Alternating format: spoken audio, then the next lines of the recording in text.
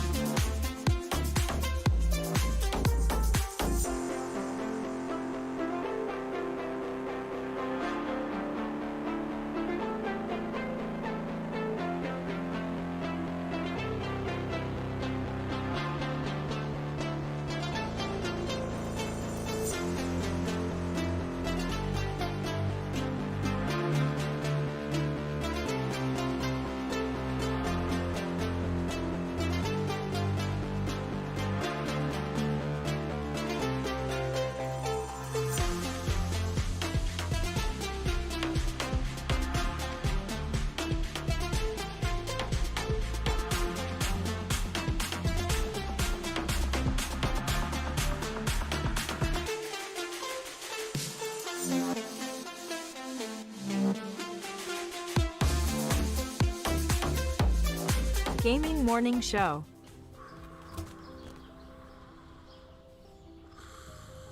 Ah, the sounds of morning. Early in the morning, Birds singing. gotta feed the donkey. The sun peeking above the When you horizon. feed the donkey, The gentle nudge from your morning alarm clock. this is what he says.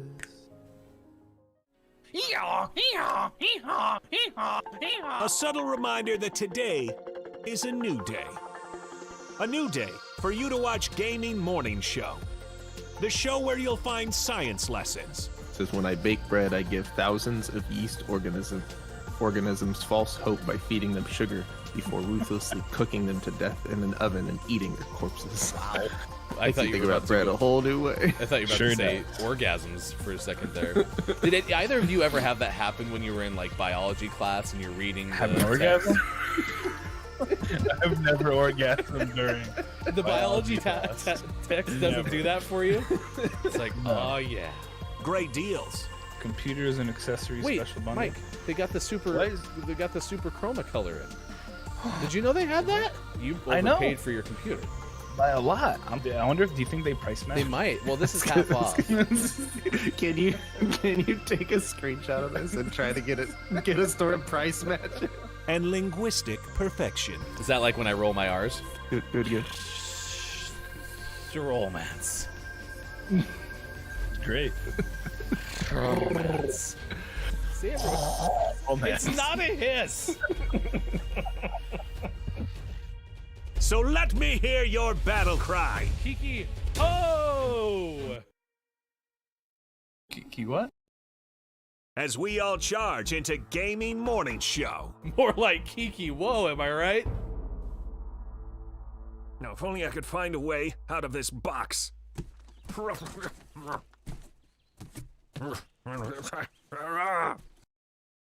I'll catch up. 'Cause GMS starts right now. Morning, gamer. Thanks for being here, wherever that place is. It's Facebook Gaming, Twitch, YouTube, Twitter, and at GamingMorningShow.tv. That is Look, it's Mike. I am Hefty Goof. It's going to be fun. Up? Tuesday, October 19th, 2021.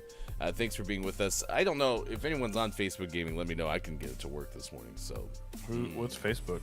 it's a really cool site. Facebook Gaming is where Creative Mindframe streams.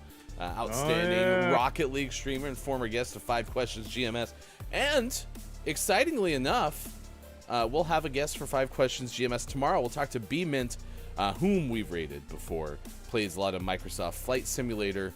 We'll talk to the streamer coming up at 8:20 a.m. Pacific time tomorrow. Good moron to you, Scott Chick Downs is here. Zev, which I already like the comment from Mike. Who's driving the train?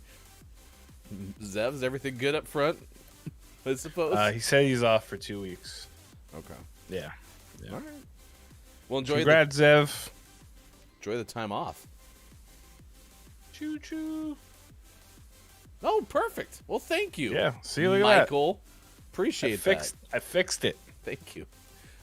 Kiki Lowe is moving house. I hope that's going as well as it can be. How many times have you moved? Too many.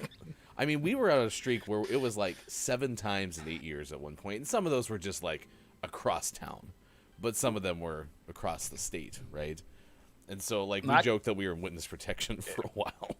Not gonna lie, I feel like moving across town is almost worse than moving across state, because like you're like, oh yeah, no, we'll just do it slowly. Like we'll move in a little bit at a time, or it'll be easy. It'll be like 2 hours, and then it doesn't happen that way at all.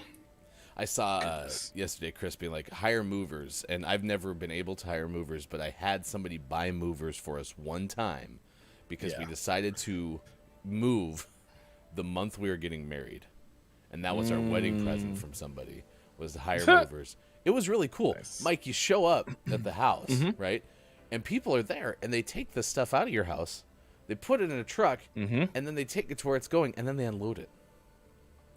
When we moved from the house we were in before this one, we were like, you know what, we're hiring movers. We have too much stuff. You know, we have 5 kids in the house right now. It's just, there's no way. Best $1,100 I ever spent, and I actually have a secret stash in case we have to move again. I'm just gonna dig into that money because I will never move myself. You're in witness protection. They had our house packed into a truck in 90 minutes. Yeah. with 4 dudes, and I was like, yeah, if it was us, like. It would be like 8 hours to get like the living room packed. So, and then when they moved us here, they brought everything into the house, and we're unloaded. Everything was in its appropriate place, and they even helped us build my daughter's loft bed. 2.5 hours, and about 45 minutes of that was trying to figure out the loft bed. So, Damn loft bed. Was it but from they were IKEA? incredible. These So. things are awful. Yeah. Pictures, words, no. It's Evaluate Your Life Day. It's International Gin and Tonic Day, which is a delightful alcoholic beverage. Was it? It's pretty good. National Kentucky Day. I like how today is the day that I'm not wearing a Kentucky hat. Way to suck, man. Jeez. And you put it in, so, or you like saw it. I put it in. You saw it. You totally could have went and got your Kentucky hat. I could have, but I didn't. That's fair. That's important. It's National Seafood Bisque Day. National New Friends Day. Let's make some new friends today, y'all. National Pharmacy Technician Day. And World Pediatric Bone and Joint Day, as well as Rainforest Day. Yeah, go Rainforest. Woo! I don't know much about the Rainforest. Their cafes were fine. You're going to Rainforest Cafe? I've been near one, but I didn't go inside. It's like a foresty Chuck E. Cheese. Yeah, no, we went to Nashville and they had one in one of their big mall down there, and we didn't go in because I just didn't want to. But yeah, it looked cool. It looked neat from the outside. We also have some news stories coming up. Personal pizza on steroids. This is regarding using Legos to make a pizza factory. Maybe. Lego pizza. An ancient dog-sized sea scorpion unearthed in China. It's coming to get you. That sounds like it. That sounds like one of those kind of stories. That's all ahead. Awful. We have the Gaming Morning Show Morning Gaming News. We also have the This Day in Gaming History and birthdays coming up as well. Good morning on to you, Brandon. Thank you for the compliments on Let's go, Brandon. YouTube. Zev says, is laying down for extended periods of time doing nothing a vibe? Because that's me. Yeah. Yeah. Vibing nothing is wrong with what that. you're doing. Okay, first and Yeah. foremost. I don't know why you're all upset about this. Our topic of the day is Marvel Indiana Jones movies are delayed. We have a story on this, which we can get to right off the bat. This isn't violence. This is like group therapy. You chose violence, right? Really? Before we get into it, let me enlighten everybody, and I'll read the article here. It says Doctor Strange and 2 more MCU movies delayed. What do those release date shifts really mean? According to Don K from Den of Geek.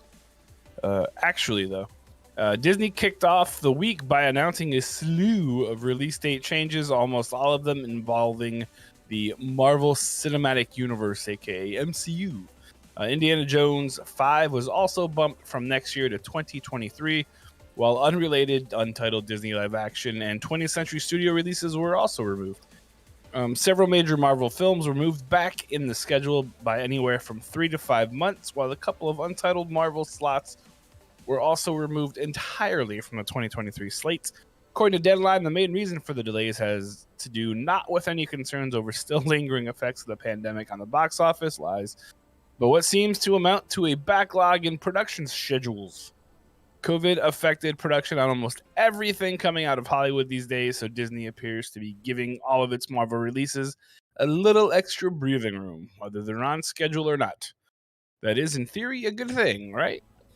Meanwhile, Marvel fans don't freak out over all this. After all, Eternals and Spider-Man are coming out. Spider-Man's late December release all but guarantees that the movie will play throughout all of January and possibly even February. So by the time Spidey has run its course, we're looking at more than a 3-month gap before Doctor Strange weaves his spell. So here's where my violence is. They delayed Black Widow for like 68 years, right?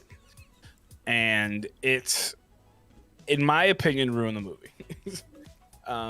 Everyone was so, I mean, they basically like leaked stills, or not leaked, but they put out like stills and little parts of it. You could pretty much figure out the movie before it came out. Marvel and Disney did something really awful. All right. They would put out like, 2, 3, maybe 3 movies a year, and that would be fine. Excuse me. And it was exciting.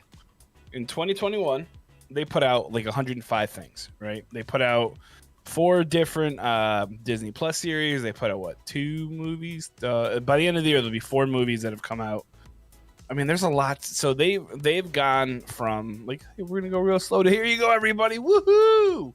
Now they're like, and we're slow. So I get it. I very much understand, but it sucks, and it makes me very frustrated because I wanted to see all these damn movies. So they shot themselves in the foot numerous times, fighting James Gunn being one of them. No pun intended, because his name is Gunn. Oh, I didn't join the party. Gosh darn it. Ooh, I don't want. I can't be in the party. They've done a lot. I'm geeked that all these movies are coming out, right? Just looking at all these titles are very exciting.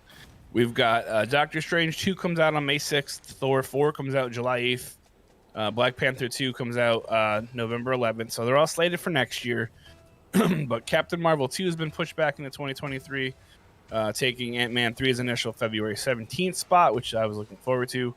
Ant-Man 3 moves back nearly a half a year to July 28th, 2023, and will now be released after Guardians of the Galaxy 3, which will be still out in May 2023. So there's a lot of stuff coming out, which is cool, which is great. Cool, thanks, appreciate it. But yeah, it sucks how they've kind of rearranged everything, and now the Fantastic Four movies TBA. There was 2 Untitled Marvel films which were scrapped, and then there were 2 other ones that were untitled so far, which will be moved around. So there's just a lot to it. The only real benefit I see is it gives a little bit more time for them to work on Miss Marvel and Moon Knight and She-Hulk, and really iron out what their stuff is. So they have been rushing that a little bit. It gives them a little more breathing room. However, I'm sure they're still going to screw it up. So there's that. Zev's still here saying, Scott Chick says, if that is your vibe, then yes, mine is currently sitting in the staff room, not wanting to go back to the madness. That's the only comment not related to this. Majority says, I am not calm about the Marvel news. And Downs says, Black Widow should have come out 2011-12. I mean, he's not wrong. It should have come out way before it did, because, I mean, it kind of became unrelated to anything. So, okay, cool. Like, it would have fit in really, really well 5 years ago. Mm-hmm. But now it's just kind of like, whatever. It's kind of an afterthought, which was very obvious. So if it was a standalone movie, not attached to the MCU scene, maybe it would have been okay. But yeah, they screwed it up. Why did they screw it up? Well, the good news is everything's going to be okay now, because they'll just release them now and everything will be fine. No, but see, here's the thing. That's not how this works. How it works is they're going to come up with some more reasons not to put it out. And things are just going to get delayed and delayed and delayed. And then I'm going to cry and like lay on the ground and stomp my feet. Because that's what you do when you're sad. Apparently, if you ask my children. And then, yeah. But I mean, again, it's very exciting just to see all of those things on paper, I guess, saying like this is when it's going to come out. But then you realize it's not when it's actually going to come out. So I wonder if this makes me sad. I wonder if this will change the way that like release dates are promoted. I'm gonna go with no, but only because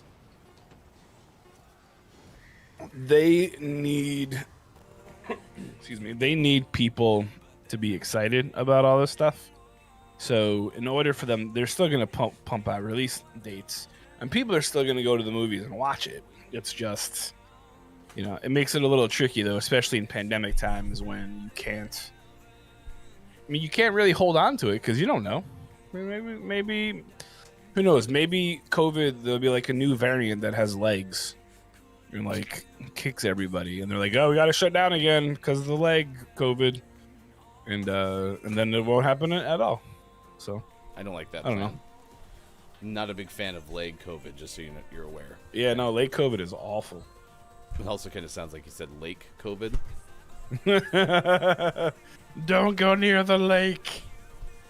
Down says, I always find release dates weird how like studios choose to compete or not with certain movies. Well, and that's funny you say that, because I like, this is the most research I think I've ever done for a story. And mostly it's because I just enjoy it. But they were putting what the initial competition was for all these movies and what they pushed them back to. None of them were like, oh my gosh, these movies are crazy. They all would have completely blown their competition out of the water. However, you know, I think, which one was it? They moved one of them back to Independence Day weekend. Not the movie, the actual date. And let's see, which one was it? July 8th. Thor: Love and Thunder is on July 8th next year. So that's a huge weekend.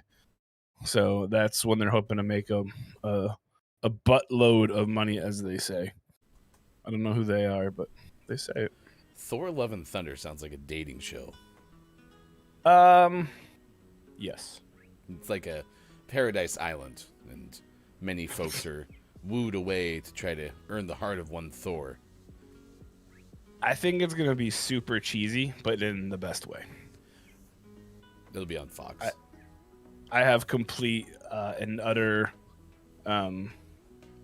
whatchamacallit, done from the peoples. This is from Faith. Variety. These are the dates. Doctor Strange: The Multiverse of Madness, March 25th to May 6th. Thor: Love and Thunder, May 6th to July 8th, as you mentioned. Black Panther: Wakanda Forever, July 8th to November 11th. That's a hefty setback. And then the Marvels postponed to early 2023. Ant-Man and the Wasp, February 17th to July 28th, 2023. So that's now coming out after Guardians of the Galaxy 3, which I believe... Well, so here's the problem, right? Guardians of the Galaxy 3 was supposed to kick off Phase 4, and then they fired James Gunn for like a not really questionable comment that he made back in like 2011. And then he said, you know what? F you, and went to DC and made the Suicide Squad. So that ruined everything. So Marvel kind of, no pun intended, because his name is James Gunn, but they kind of shot themselves in the foot with that one. Good moron to you, Aura. It is good to see you on Gaming Morning Show saying, Top of the moron. the Disney delays are not great news. Doctor Strange has been moved to 2 weeks after The Batman. Did you hear Robert Pattinson's voice? Yeah, he sounds like a regular dude, kind of. I mean, it's not... He doesn't have the Christian Bale going on, which is good. I mean, don't get me wrong. Christian Bale's great. It wasn't terrible. The movie looks sick. I watched the new trailer. Sick. Yeah, Zev, that's true. James changed his name to James Pew Pew. What? Down says musicians do surprise record drops. Could they not do that with movies too, especially with streaming platforms? Oh my gosh. Could you imagine if Marvel all of a sudden was like, hey, Thor: Love and Thunder drops tonight? Yeah, but they like money too much. So I don't know. I'm not a Marvel fan, but my perception is y'all really love this stuff. If something I really love that was released, like I was gonna say, like if the Broncos were like, hey, guess what, we're playing tonight, but that's not really gonna work. But if they're like, maybe Will Smith, if Will Smith's like, hey, check out Independence Day 3 tonight, and no one knew about it, I'd probably check it out. the only issue with that, I think, I mean, that would be dope. I would be, but they would have to do like, who's a really obscure, like Squirrel Girl. They'd have to drop Squirrel Girl like in the middle of the night. A movie like Thor: Love and Thunder, I believe, has like a multi-$100 million budget. So they're going to want to try to get that $1 billion box office. And if you put it on a streaming service and even do like $30 premium, which I would totally pay for, that's going to get pirated pretty quickly and end up on the part of the web that Micah definitely doesn't go and look up new movies. But yeah, so they would lose a shnikey ton of money. I almost said the word, sorry. Mike used his Napster. All right, stick around. I am Napster. Where's Napster? Birthdays this day in gaming history. Right now, it's time to get the news. Here's hashtag not video game expert. It's Mike. I am definitely not a video game expert. And even though we had very much success yesterday with Mike Makes Up the News, I decided that I would actually legitimately do the news today. Isn't that incredible? And I even did this yesterday, so I can make sure that I kind of read the articles. First and foremost, speaking of video games, you guys like the Nintendo Switch? Well, it is no longer the king. This comes according to Isaiah Colbert from Kotaku. Apparently, the mythical PlayStation 5 has ended Switch's 3-year run as the best-selling console. For some reason, despite shortages, Sony's PlayStation 5 has unseated the Switch as the top gaming console. After almost 3 years, this happened. Can you believe it? According to Matt Piscatella, an NPD analyst, the PS5 was the best-selling gaming hardware platform in both units sold and overall dollars earned in September 2021. He said it snaps the remarkable 33 consecutive month streak that the Nintendo was the Switch was the market's leading platform in hardware unit sales. He noted on Twitter, according to that guy, U.S. video game hardware sales as a whole saw a 49% increase in September 2021 relative to the previous September, with total sales for the year to date reaching 3.4 billion. That's really easy to do when you sell 8 consoles the year before. So when you sell, 16, that's double, or 15 and a half, I guess, to get that 49%. So who got the half PS5? It's good to know that someone in Sony's accepting people's money. Yeah, someone who we don't know. Maybe, but maybe they'll actually get a PlayStation 5 at some point. So I'm excited for the PlayStation 8, which drops in September. They're releasing a whole bunch of other ones right now. Speaking of video games, you guys like Apex Legends? Probably not, but if you do anyway, Natalia Clayton has a great story from us. This coming off the heels of PC Gamer, Apex Legends' next hero is another Titanfall 2 throwback. If you watched the legendary Kiki Low stream yesterday, we watched the reveal for the new legend, not hero, legend, which is somebody named Ash. Ash, the cold calculating android, last from Titanfall 2 shifting factory level, will be Apex Legends' next champion, as confirmed by new stories from the Outlands trailer posted today. For the last week, the Apex Legends Twitter account has been blessing me personally with a Horizon-focused trilogy of comics that sees our Scottish space mum attempting to wake up Ash, believing her to be a long-lost pal. Unfortunately, it turns out Ash was Dr. Reed, the assistant who punted her into a black hole. A realization neither party seems particularly excited by. It looks really, really cool. It is another piece of lore from Titanfall 2, which I think is pretty sick. If you have not watched the trailer, you definitely should. It's cinematic as heck and really cool. I know nothing about Ash. I know nothing about Titanfall. I do know that there's a lot of really upset people about Watson's heirloom coming out. Maybe this is Watson's heirloom. It's a whole nother character.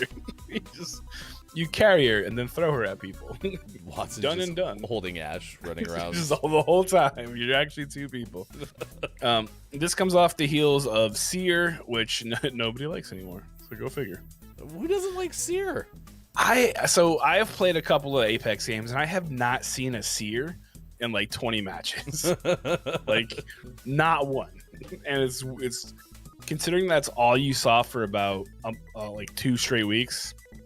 No idea. Yeah, I read somebody who's projecting that Ash will come out and be highly overpowered. A lot of new legends show up. Shocking. They're more OP than people expected, but apparently Ash is projected to be ridiculous, and then they'll peel off. But Seer was the same way, right? Seer, you could do 38 things with one button. Yeah, people didn't like that very much. Yeah, you can blow people up, make them have cement feet, and then their eyeballs burst. Right? Was that Seer? That's one. Not even 90% true. That was 100% true. How many eyeballs have been blown up by Seer? Listen, Apex Legends, I'm not a big movie person, as we've talked about, but they do a great storytelling job. Holy cow. They do. Kudos They to absolutely do. And speaking of bringing characters to games, not only is Apex doing it, but guess what? So is Call of Duty Warzone / Black Ops Cold War. According to Wesley LeBlanc of Game Informer, today kicks off The Haunting, which those of you who enjoy Call of Duty remember from last year. They had I think last year was like a month-long thing where you could do all sorts of haunted, spooky games, spooky game modes, and the same is coming back for this 12 days leading up to Halloween, however many days there are. But The Haunting will go live tomorrow, aka today, in both of the games for this year's limited Halloween event, bringing with it new modes and maps. But that's not all. They're also bringing Ghostface from Scream and Frank the Rabbit from Donnie Darko. So you're gonna have a couple of new weird skins to play with. I'm sure they're gonna stick around after the mode, but it's also pretty exciting. So this year's event is gonna go from today through November 2nd. During those weeks, ghosts can experience the new Ghost of Verdansk limited time mode, which transforms the Verdansk Warzone map into a nighttime one, dubbed a spiritual successor to Zombie Royale by Activision. This limited time mode has you fighting threats both human and unhuman. They really screwed it up last year, in my opinion. The night mode was incredible. The zombies mode on the map was poopy caca. But they've got some pretty cool things. So in the new mode, you're going to have to manage your character's fear level, not feel. I mean, I guess you can do feeling. By playing well and staying within the sacred ground circle. If you fail to do that, you'll succumb to the darkness and become a ghost of Verdansk. So that's kind of cool. As opposed to last year when you became a zombie, this time you will become a ghost who will run around and be silly. So it's another new game mode to try and keep Warzone fresh. Unfortunately, it'll probably also be marred by cheaters and hackers, and it won't matter at all. So, commentary. But who doesn't love Ghostface? Right? It's some cool new characters. I don't like this because I remember last year whenever they came out, Jigsaw running around. Yeah, it's kind of like, nope, I can't do that. Nope, pass. The Michael Myers one, or not Michael Myers, the Leatherface was kind of cool. And there was some cool. They had some really cool Easter eggs in there too. Like one of the houses was like the Michael Myers house. Another house was the Texas Chainsaw Massacre. I mean, it was pretty neat. It was really cool. Why can't we get into the running car? I love that commercial. Geico. We'll go into that. Go into that garage full of chainsaws. Sharp thing. Yeah. Everyone to the cemetery. So that'll be exciting, but it'll probably suck. However, what won't suck is we got some things coming out today. So coming out on October 19th, 2021, is a game called Inscription for your personal computing device. Into the Pit for your Xbox Series X, S, One, and the personal computer. Undying, which is a Steam Early Access game coming out to your PC. War Mongrels coming out to your PC.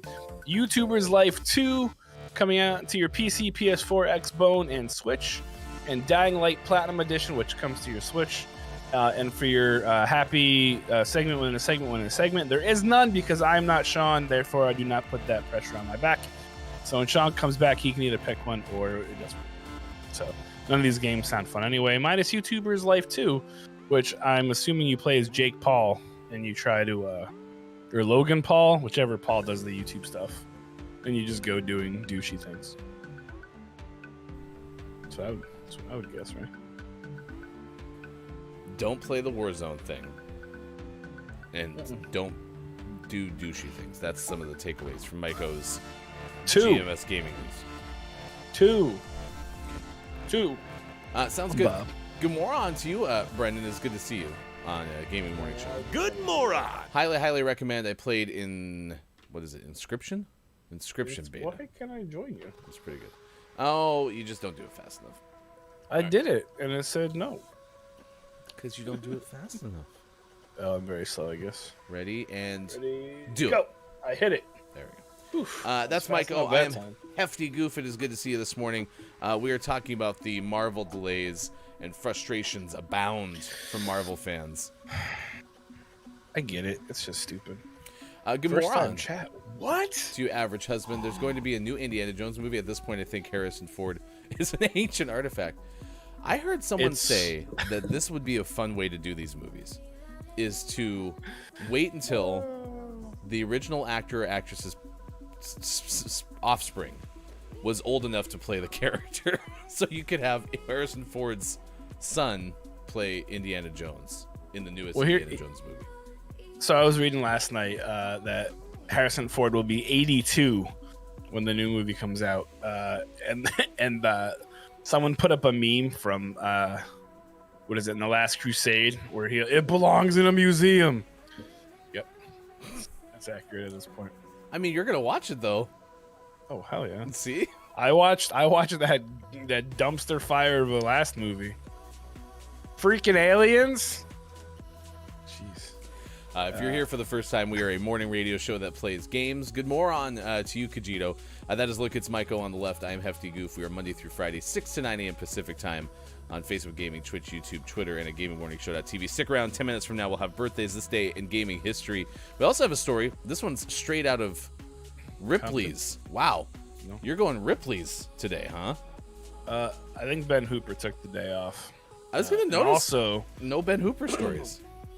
most of his were like about the lottery, or there was one about finding a cool sword, but Okay. yeah. But the whole reason for this one is Lego pizza. How about that? When I saw this, I nearly jumped. Lego pizza. There you go. The amazing, if not slightly over-engineered, personal pizza factory made using Legos. This comes from Ripley's.com. There is no person who wrote this because they're not allowed to have identities at Ripley's. What if you could have a pizza factory in your own home? Well, for those who live for cheese, sauce, and bread combo, there might just be a way to do it. Father-son duo Lowry and Michael Pahutkov, better known as The Brick Wall on YouTube, combine their passion for pizza and love for Lego to create a plastic pizza making machine of our dreams. The pair has created many iconic Lego contraptions on YouTube, including the edible car factory, a tapas factory, and a mini lawnmower. And yes, they're all functional. The pizza making machine was created to celebrate their 5-year YouTube anniversary. It was made from Lego Technic plates, which are intended for more complicated builds than regular Legos can achieve. The crust is pushed through the machine while sauce, cheese, and toppings are dropped on top. The only part that must be completed by a human is transferring it to the oven. Because if you've ever tried to put Legos in the oven, it doesn't work out very well. Don't do it. No. Just don't do it. The only part, I already read that. Once baked and crisp, the pizza is placed back on the conveyor belt where the machine cuts into easy-to-eat slices. That's good, because if they're difficult to eat, that wouldn't be very good. It's probably just as easy, maybe even easier, to make the pizza yourself. But simplicity is far from what these guys build, why they build the things they do. Making pizza is an art and love. Making pizza with Lego, it is fun and satisfaction. It's all about the challenge and having a good time. So Lego has offered a number of official pizza-themed kits, including this pizza van, pizza stand, and a pizzeria. But you can't eat any of those. No. So, but that's pretty incredible. And there's a video which is kind of neat. So like, all right, cool. Lego pizza. This is from Aura. Harrison Ford in his 30s to 40s. Star Wars, Blade Runner, and Indiana Jones. Harrison Ford in his 70s and 80s. Average husband. Blade Runner and Indiana Jones. Never thought about how insanely good that trio is. Not sure if anyone has ever beaten that. What do you think? Anyone ever beaten the Star Wars, Blade Runner, Indiana Jones trio? No. Not bad. Chris Pratt is coming close, but he's also Mario, and that's just stupid. I mean, listen, if you're looking at characters, if he does it well, if it's not as bad as you think it's going to be, then actually Mario would add to the resume. I don't think that he's going to do. Yeah, I'm already at it. No. Just no. You got to go. I was thinking, however, Chris Pratt would make a good Indiana Jones. Man, Aura's on this. Keanu Reeves close with Matrix, John Wick, and Speed. But Speed wasn't like... But Speed was one movie. Yeah, well, how many Blade Runners were there? 2. Okay. Because there were 2 Speeds, but... Keanu Reeves was smart enough not to jump on the second one. Yeah, Keanu Reeves was like, I did the bus thing already. I'm not getting on a boat. Thank you. Thank you. I don't want to. Thank you, Kajito, for following one of our main rules. Remember, if you're getting food, you must show and tell when you come back. We're doing a cheese and coleslaw pasta salad today from Kajito. Do you not like coleslaw? You got to be in the mood. Coleslaw, also known as moist cabbage. Moist. I think that's what I called it one time. Yeah, you moist cabbage. Husband says Chris Pratt can't even come close. Nothing he's done is massive. You know, he did Jurassic Park, but only the original is good, and he wasn't in that. Okay. Yeah. But see, he's not in the Jurassic Park series. He's in the Jurassic World series. They're totally different. I thought the Dodgers and the Braves were trying to play for the Jurassic World series. What? That would be awesome. Sports coming up at 7:50 today. Listen, Jurassic Park was epic. Jurassic World was fine. It was like cool that it was back, but it's like this isn't the same. Yeah. Let's swap. Okay, I'll accept that, Aura. We'll swap Speed for Bill and Ted. No, listen, I don't watch a ton of movies, but I will still contest that Speed is the perfect movie. Well, sure, but there's only one. So Bill and Ted, there is a lot. Yeah, but they didn't need to have more than one Speed because we clearly don't acknowledge any of the Speeds other than Speed 1. Because Speed was awesome. They did everything they needed to do. Sure. I'm telling you, it's the perfect movie. Did you Watch just it score again. that? No. Tried to stop it, though. Wait, I'll what? accept Average Husband's... oh, okay. That was easy. I'll accept your opinion on that one because it's fair. I'll get it. Oh, did you see what Kajito wrote? Speed can get in the bin. You mean bin of greatest movies ever? Shoot the hostage. You shoot the hostage. Wow, that was intense. Also, I just peeked at Average Husband's profile, and they have a comment about Sasquatch. So I'll give it to you.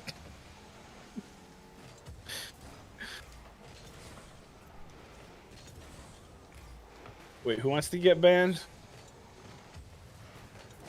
Look, I'm not afraid to ban somebody. Even if for but a moment. For a moment like this. Batman. Nope.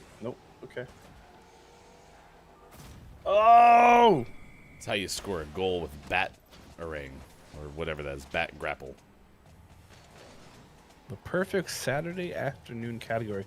Dude, Average Husband right now is coming in hot for Billy Fun again. Like, coming in real hot here. I'm digging it. That's the best way. A perfect Saturday afternoon movie. That's a very good way to describe it. It's not something I'm going to go out of my way to watch. But, oh, wow, that was sick. Sorry. Yeah.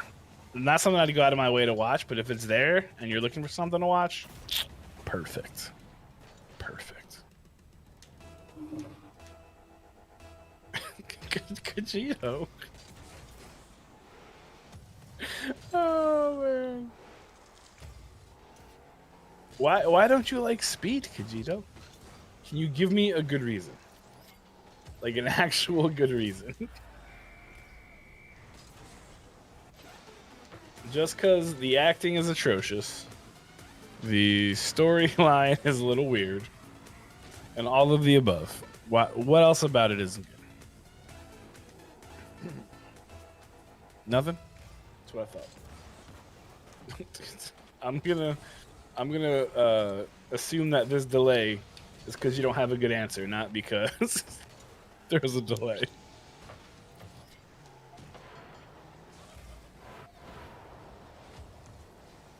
Oh, too far. Come. No, what do you... Come.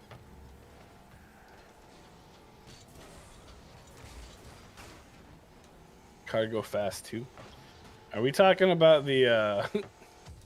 What are you talking about now? Did you just say any film that has vehicles bores them? What? So you don't like Fast and Furious? There's a cinematic masterpiece. Have you ever seen one?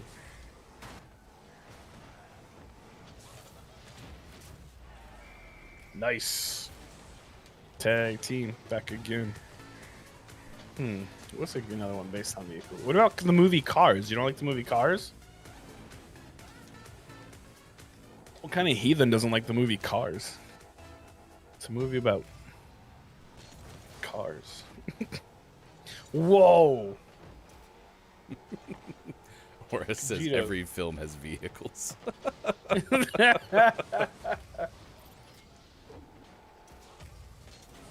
Oh, that worked, kind of. Nice. Kajito, how many puppies have you kicked today? That's what I'm curious about. Man.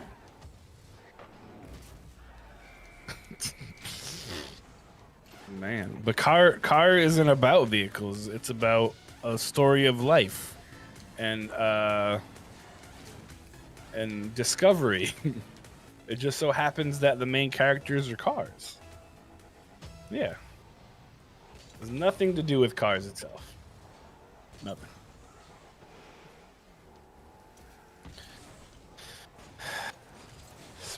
Speed was a love story. Exactly. It wasn't about vehicles. It had love story elements, but it had elements from all sorts of great movie genres.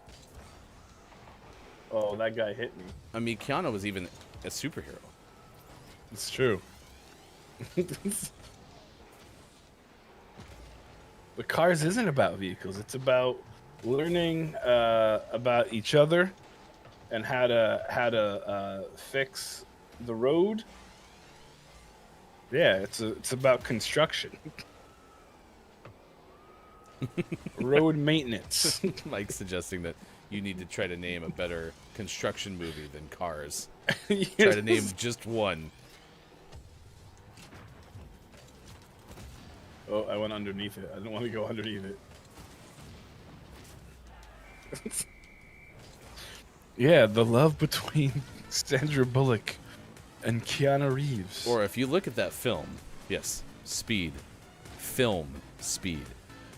There was more love between Keanu and Jeff Daniels. So There was a lot of love, but with Dennis Hopper and those bombs. He really liked it. It's about ingenuity. Yeah. no, you definitely have a point, Jordy. If you have not seen Speed from 1994, spoilers.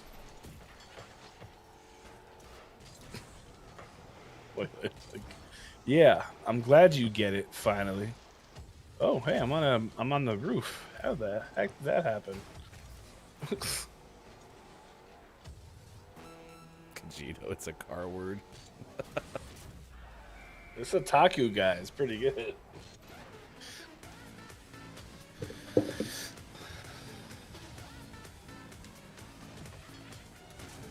All right, we Have got you seen Bill birthdays. and Ted, Kajito? Their excellent adventure. Sorry, birthdays coming up after this. Woo. Spinny, jumpy.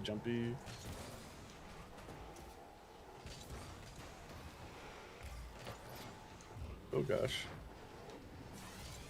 I haven't seen the third one. I haven't. I've kind of done that on purpose. I don't know if I want to do that to the series. I'm nervous. Somebody tell me it's okay. Cars 3? No. The Bill and Ted 3. Oh, gotcha. Yeah. I'm scared. I don't want it to be terrible because it totally could be. 6:50 West Coast time. It's 9:50 out on the East now. It is 2:50 for those watching GMS in the afternoon. Doodly-doo. Conchito said I was very nervous about it, dubious about it, but was pleased. While Brendan says, I heard Bill and Ted Face the Music is great. It's a great film. That's the third one, right? It could be. I don't know. I never watched any of them. I only played the video game that I won off a random Reese's candy bar. And it was one of the hardest Nintendo games of all time. Like, one of the absolute hardest. You won off of the candy bar. Yep, got this video game in the mail, and it was like, congratulations on winning the Reese's something, something, something, something. And I was like, oh, that's cool. I didn't even know I entered the Reese's something, something, something, something. I mean, this is like 1992. Like, I would have had to work to send that in, right? Should have remembered that, and I clearly didn't. So, it's kind of silly. We're talking about Marvel movies being delayed. If you have something to say about it, please let us know. Mike was frustrated, but we talked through it, and we're okay now. Tomorrow, So frustrated. B-Mint is going to play 5 questions GMS with us. It's our nonsensical game where we ask our guest 5 questions, learn a little bit about their stream. B-Mint is a flight simulator streamer at twitch.tv/B-Mint. Also, we have a Halloween party coming up on October 30th. That's from Austin Attack 12. You can find Austin streaming on Twitch, and that is with Chris M.E.'s Alien Anonymous Fall Guys Invitational. It is just a whole bunch of people playing Fall Guys and having a great time. That comes your way on October 30th as well. Let's do birthdays this day in gaming history. If you have a birthday to celebrate with us, please let us know, because we would like to celebrate with you. And today's a community birthday, although I don't know if we've seen Element in here very often, but the Element of One has a birthday today. I see Element a ton with Kiki stuff. But to Element of One, it's your birthday song. It isn't very long. Toot toot. Happy birthday today, 81st birthday to Michael Gambon. Yeah, that's good. He's Dumbledore in the Harry Potter films. Oh, so we talked about Dumbledore and Wizards yesterday. He replaced the original guy that died. That's sad. But yeah. We were sitting there yesterday, and someone brought up Dolores Oh, Rumpelstiltskin? Yeah. something, and I was like, haha, yeah, Dolores something, right? And then Hofbrew popped in to let me know that, hey, it's Harry Umbridge. Potter, so Dolores Umbridge. Dolores That's her Umbridge. name. Yes, I'm a Harry Potter expert. So anyway, John Lithgow. This is funny because today is both John Lithgow and Jon Favreau's birthday. I saw Jon Favreau's birthday later on this list, and I was like, oh, I read that as John Lithgow. And then sure enough, it's actually John Lithgow's birthday, 76 today. He's funny. He's in one of my favorite movies. You should all watch it today, called Harry and the Hendersons. It's on Disney Plus. Go watch it. You're welcome. Sasquatch. There you go. It was Sasquatch. Jennifer Holliday is having a birthday today, 61 today, in Broadway musicals such as Dreamgirls, Your Arms Too Short to Box with God as well. 61st birthday today for Jennifer. Evander Holyfield is 49 today. Great. I mean, I would have pictured Evander Holyfield being older. He must have been super young and seeming old when he got his ear bit off. He was pretty young, yeah. But it's seriously, like, when was that fight? 1996? Like in 1923. He's only 49. Yeah. Not bad. So he's 9 years older than I am, and that fight happened when I was a junior in high school. I think it was 98. I think. Yeah, so he's pretty young. Actor Jon Favreau turns 55 today. I really wish this would say director Jon Favreau. I think it's funny that his fun fact is he directed the pilot episode of Young Sheldon. It doesn't list the numerous other movies that are incredible that he's directed. Are you including Marvel movies? Were you the person who just can't stand Young Sheldon? No, I've never seen it. Okay. So there's somebody I know who, like, I think puts more effort into disliking Young Sheldon than anyone should put any effort into. Like, my money's on Hofbrew. It might have been Hofbrew, actually. Hofbrew, is that you? He's very much not a fan of things. Actor Chris Kattan is 51 today. He's funny. His middle name is Lee. Thanks, how about Clayton. that? What a fun fact. You want an actual fun fact about Chris Kattan? Yes. Chris Kattan picked Miss Theo as the winner of a dating show on which Chris Kattan was the person selecting. Wait, seriously? Yep. Is this on like YouTube? That probably. Miss Theo will be on I'm gonna have tomorrow. to We can ask find Miss Theo that. about it. I will also be on tomorrow. I mean, go to the Instagram. I am Miss Theo, and there's stuff about that. Gotcha. Interesting. Actor Omar Gooding is 45 today. The name sounds familiar, but I can't place it. Hosted Wild and Crazy Kids, was in Hanging with Mr. Cooper, Smart Guys, Playmakers. What Wild and Crazy Kids? Bow. Do you remember Love that show. ESPN's effort to try to have like a drama series? It was called Playmakers, excuse me. Do you remember Sure that at all? do. It was great. And when I say great, I mean horrible. It's like mid-90s or something, so it was bad. Yeah. Actress Jillian Jacobs turns 39 today.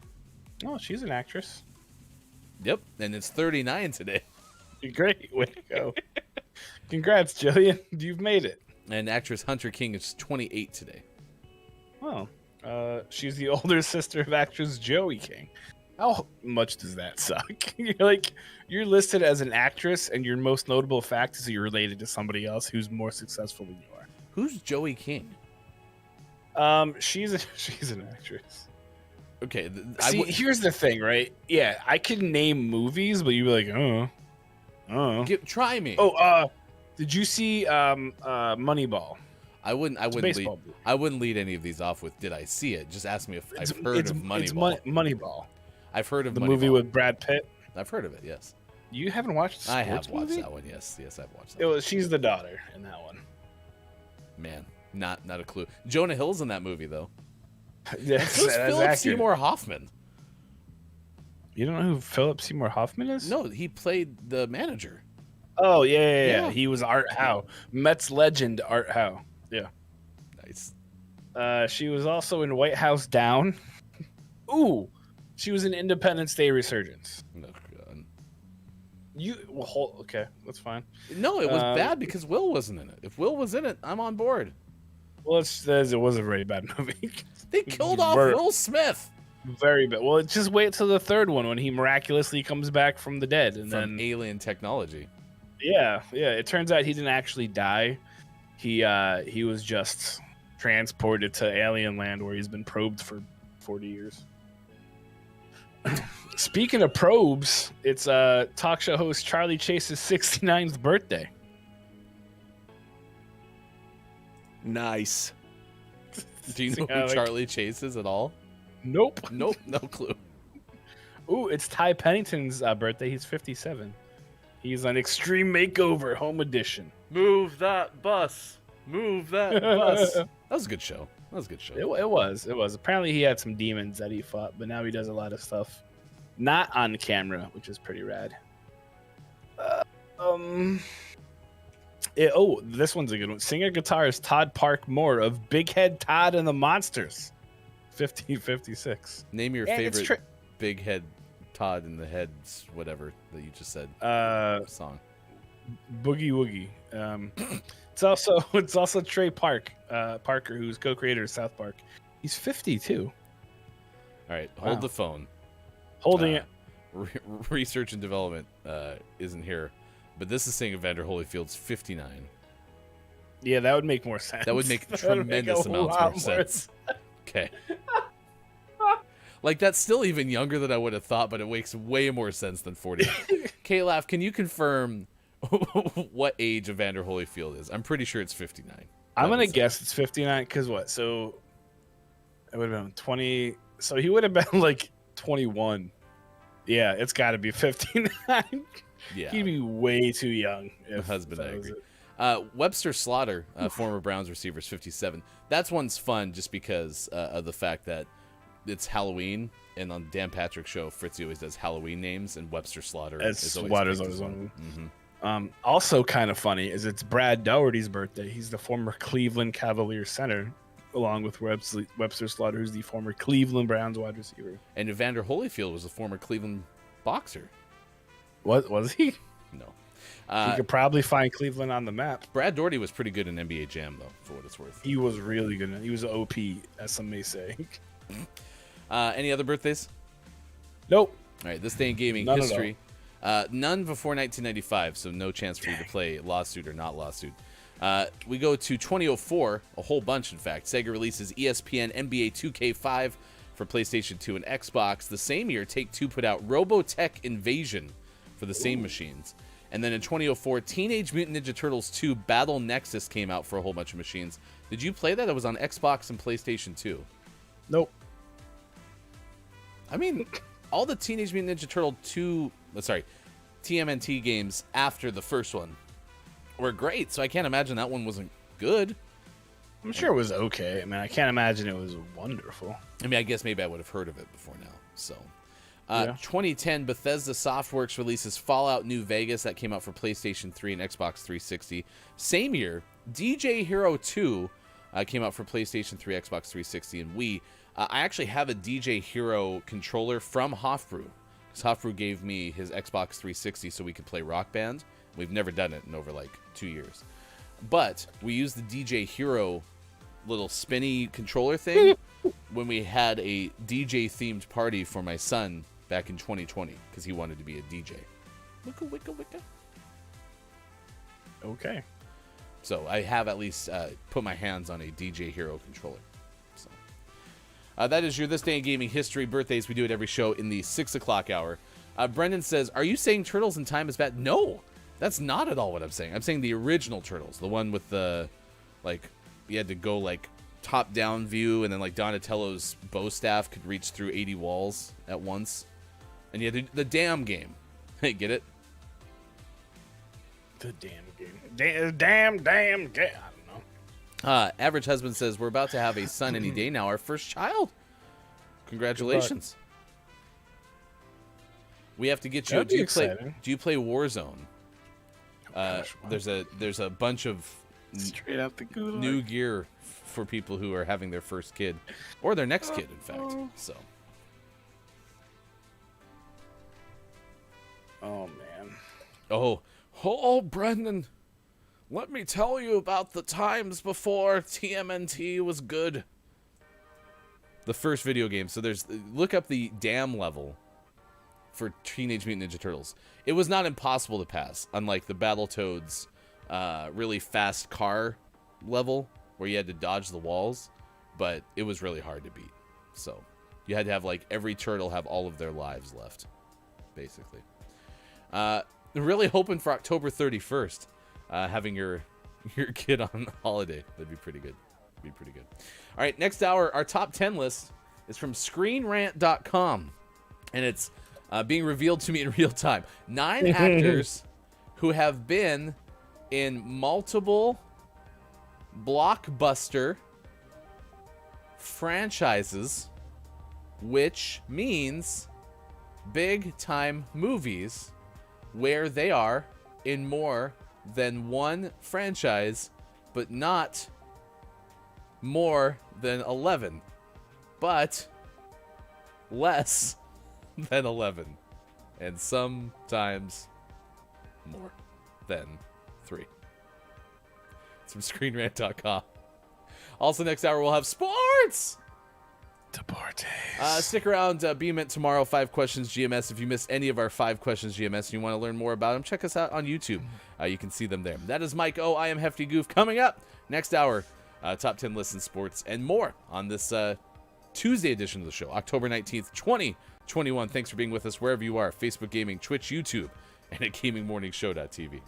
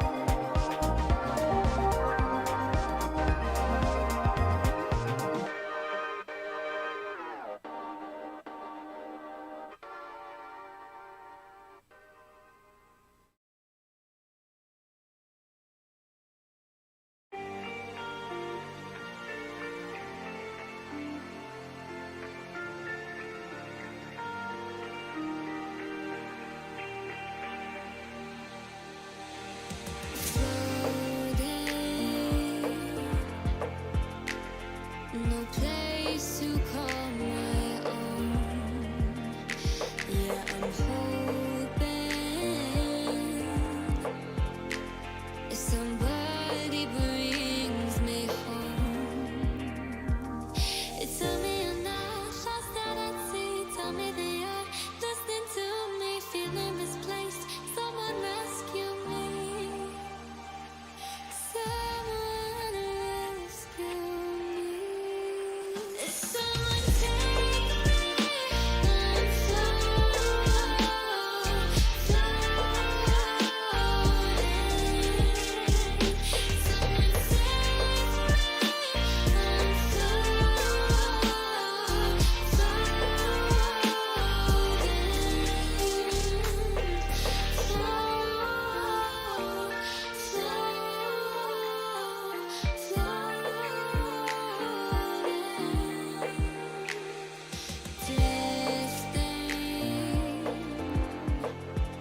I'm between two different things. Yeah, I'm thinking too much, I'm bursting at the seams. Tell me I'm not lost out at sea. Tell me they are listening to me, feeling misplaced. Someone rescue me. Someone rescue me. Someone take me. I'm floating. Someone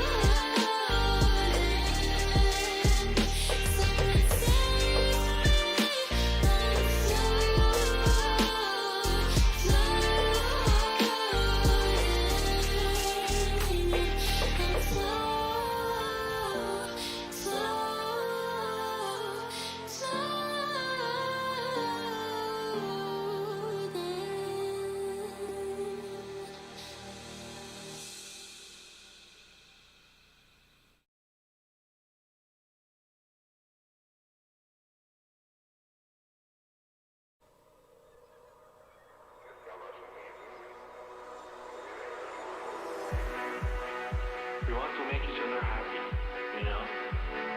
That's just in our nature. And it means everything. Everything we do in our life doesn't mean anything if it doesn't make someone's life happy. We're the stars in the sky. We shine bright. We keep each other high.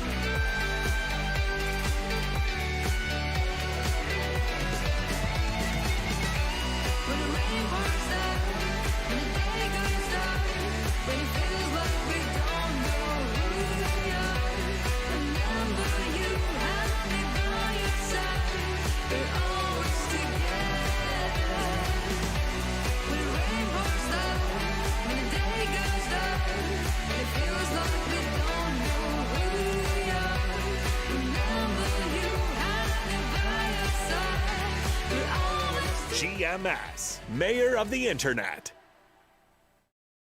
Coming up on Gaming Morning Show, List of the Day and Sports.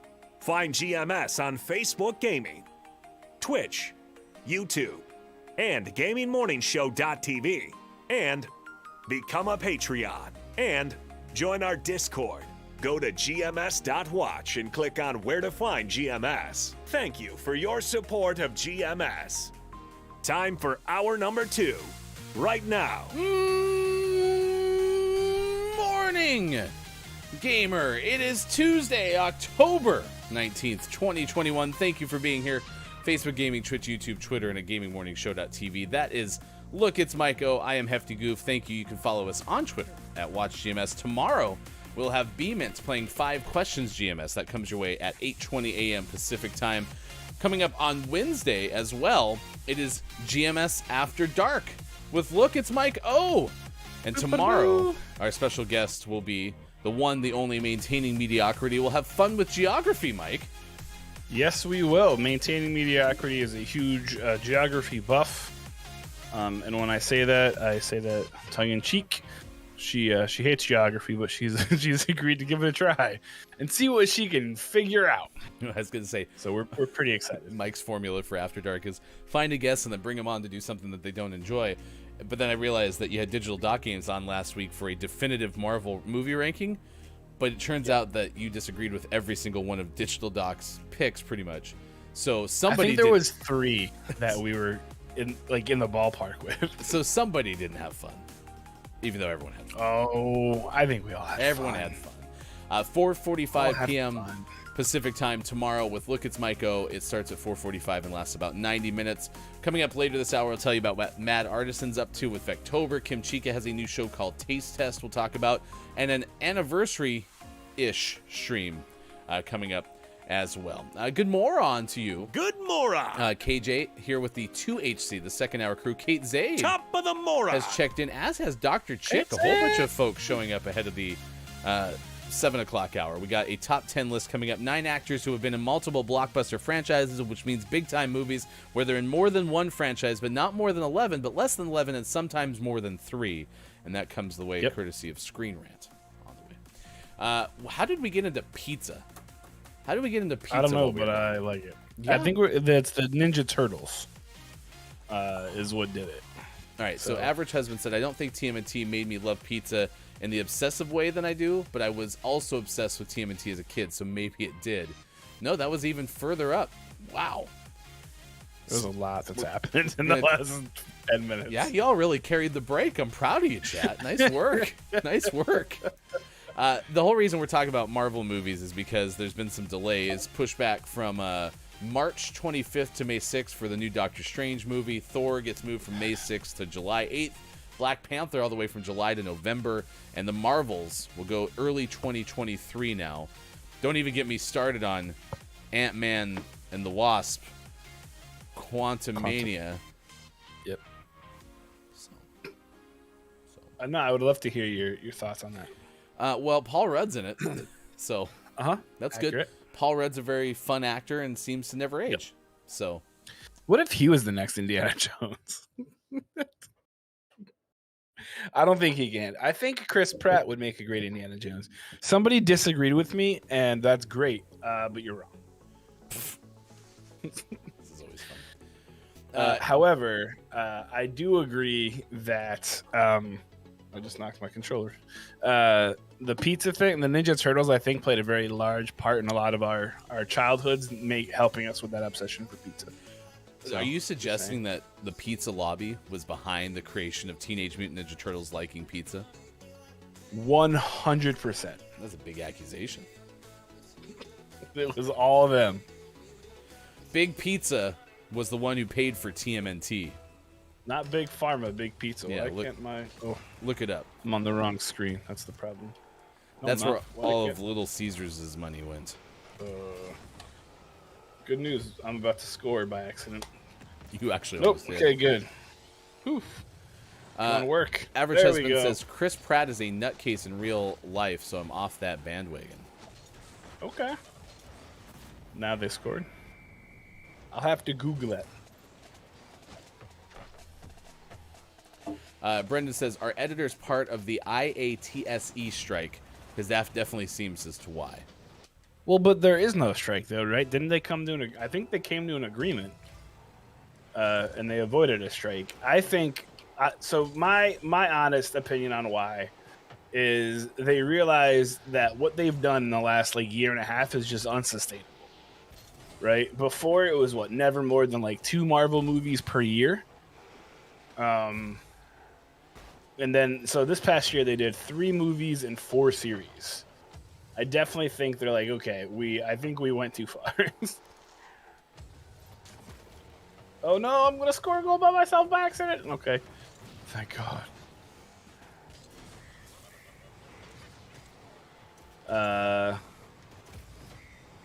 But yeah, they.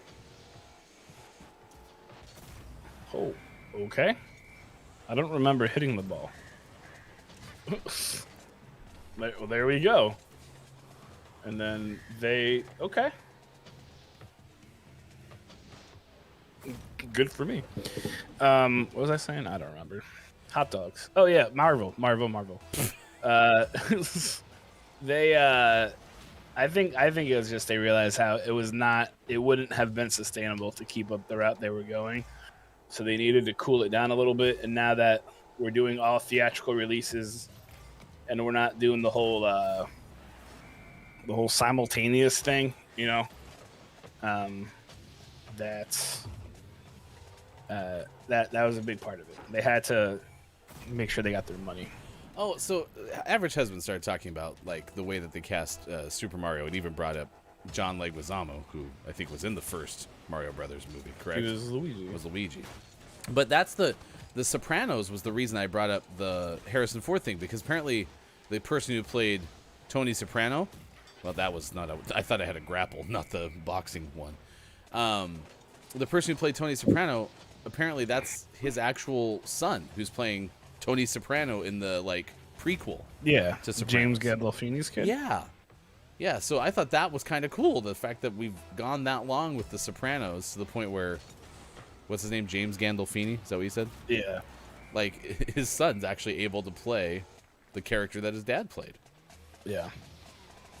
I heard they're terrible though. Are they really? New one, the movie or whatever. I heard it wasn't very good. I mean, is that one of those things though where probably people are so in love with the old one that they're just there's nothing they could have done to make people happy? Honestly, that probably plays a part in it. Yeah.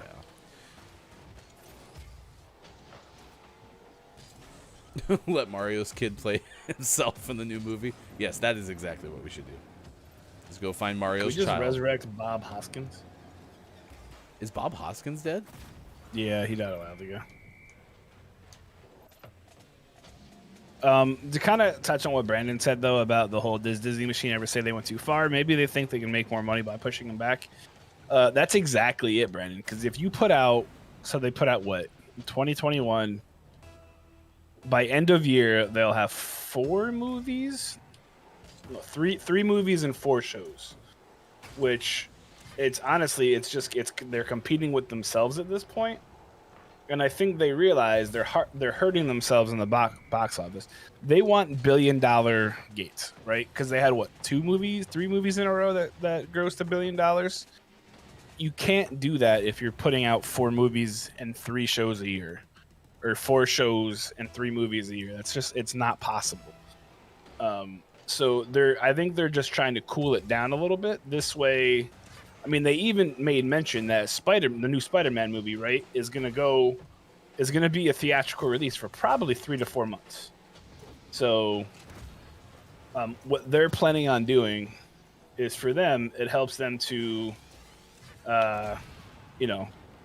control that money right there and not have to compete with themselves or anything like that. So I think it's money. We all love money. Money. By the way, we owe a good moron to Groggy or Die, who was here earlier and participated in said pizza Groggy. discussion. I'm assuming Groggy just went to get a pizza now. So, it's lunchtime already on the it's East 10:20. Yeah, lunchtime. I was trying to. I guess if you get up at 4 a.m. I was gonna say I was trying to convince Austin because Austin yesterday was tweeting, "Hey, can we just not make it happen where we have to move the clocks forward or whatever? I'm sick of getting up when it's dark." And I was like, "Just get up at 4 a.m. every single day. It's dark when you wake up. Then really it helps with the time change." So I tried really hard to get up at 7 today and go for a walk because Papa Paul's was on it yesterday, and he's like, "I went for a walk, and that's why I felt great." And I was like, I'm going to do that. And then my alarm went off at 7, and I was like, no. not a chance. Nice. Average, Ryan, that guy, he lives in Oregon. This guy lives in Indiana. Our third, Sports.Gaming, also lives in Oregon. And then Miss Theo, who will be here tomorrow, lives in multiple places, I think. And then our fourth, Austin, lives in upstate Western New York. And then our sometimes fifth, Chris M.E. lives in California.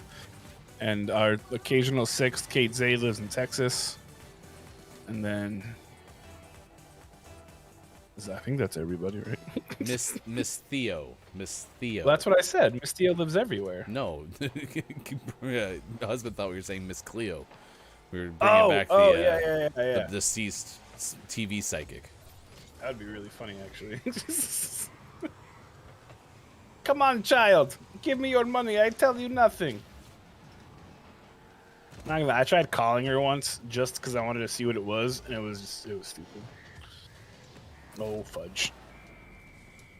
The best East one Coast was is not the East Coast. that was during the era of a lot of infomercials on TV and all this stuff, and they still exist, right? But you had Hooked on Phonics, and the most fun was calling the Hooked on Phonics line, but trying to get Miss Cleo. Huh? You never prank called the 800 numbers? That didn't cost you money? No, I'm talking about the one that you did. Yes. The Hooked on Phonics and asked for Miss Cleo, and that's just, I had never heard that before. Yeah, so you call them up and you're like, I'm trying to get my future read. Like, I want to know what happens to me in the future. You said you'd be able to tell me. And the person's like, I'm trying to sell phonics books. It's like, no, but you said. And then you could take that for hours. It was great. Yeah, the husband was suggesting then Miss Cleo went on a date with Chris Kattan. Miss Cleo. I mean, that would be a fantastic premise for like a reality show. That's good. KJ says West Coast is the best coast. Absolutely. And the nice thing, too, is the West Coast has better coffee. Dunkin' Coast versus Starbucks Coast. Good moron. To you, Humble, it is good to see you on this Tuesday. Top of the moron. I do have a small beef with Duncan at this point. Oh, no. Are you getting divorced? I wouldn't say divorced, but I will say that you should get your Dr. Squatch soap. If you're looking to be clean and fresh, you just... Nautical Sage, it's so good. If you Does order anyone it now on have the my website, Dr. Squatch soap? If you order some Dr. Squatch soap on their website, if you're a Star Wars fan, you can get a Star Wars pack. Make sure when it asks how you found out about it, you put in a social media influencer and write the Gaming Morning Show, because then when I try and get them to sponsor us, I can say, look, we sold Dr. Squatch soap. But in reality, so Duncan, I've learned, they throw away all of their unused pastries, and there's a lot of them at times, and that I don't like that because it's like real bad. But also, they're getting rid of jelly donuts. Oh, thank goodness. I love Dunkin' even more than I ever have before. What? It is the most evil of donut. They're just not good. They're messy. They have extra... They just... at you. Hold on. Average husband, you have a reference to Sasquatch in your Twitch bio, and you used to work at Dunkin'. You're slowly becoming one of my favorite people. It was Sasquatch. It's not Dunkin's fault that they throw out goods. Tell me more, Humble. Yeah, I'm curious. I mean, I have a similar issue.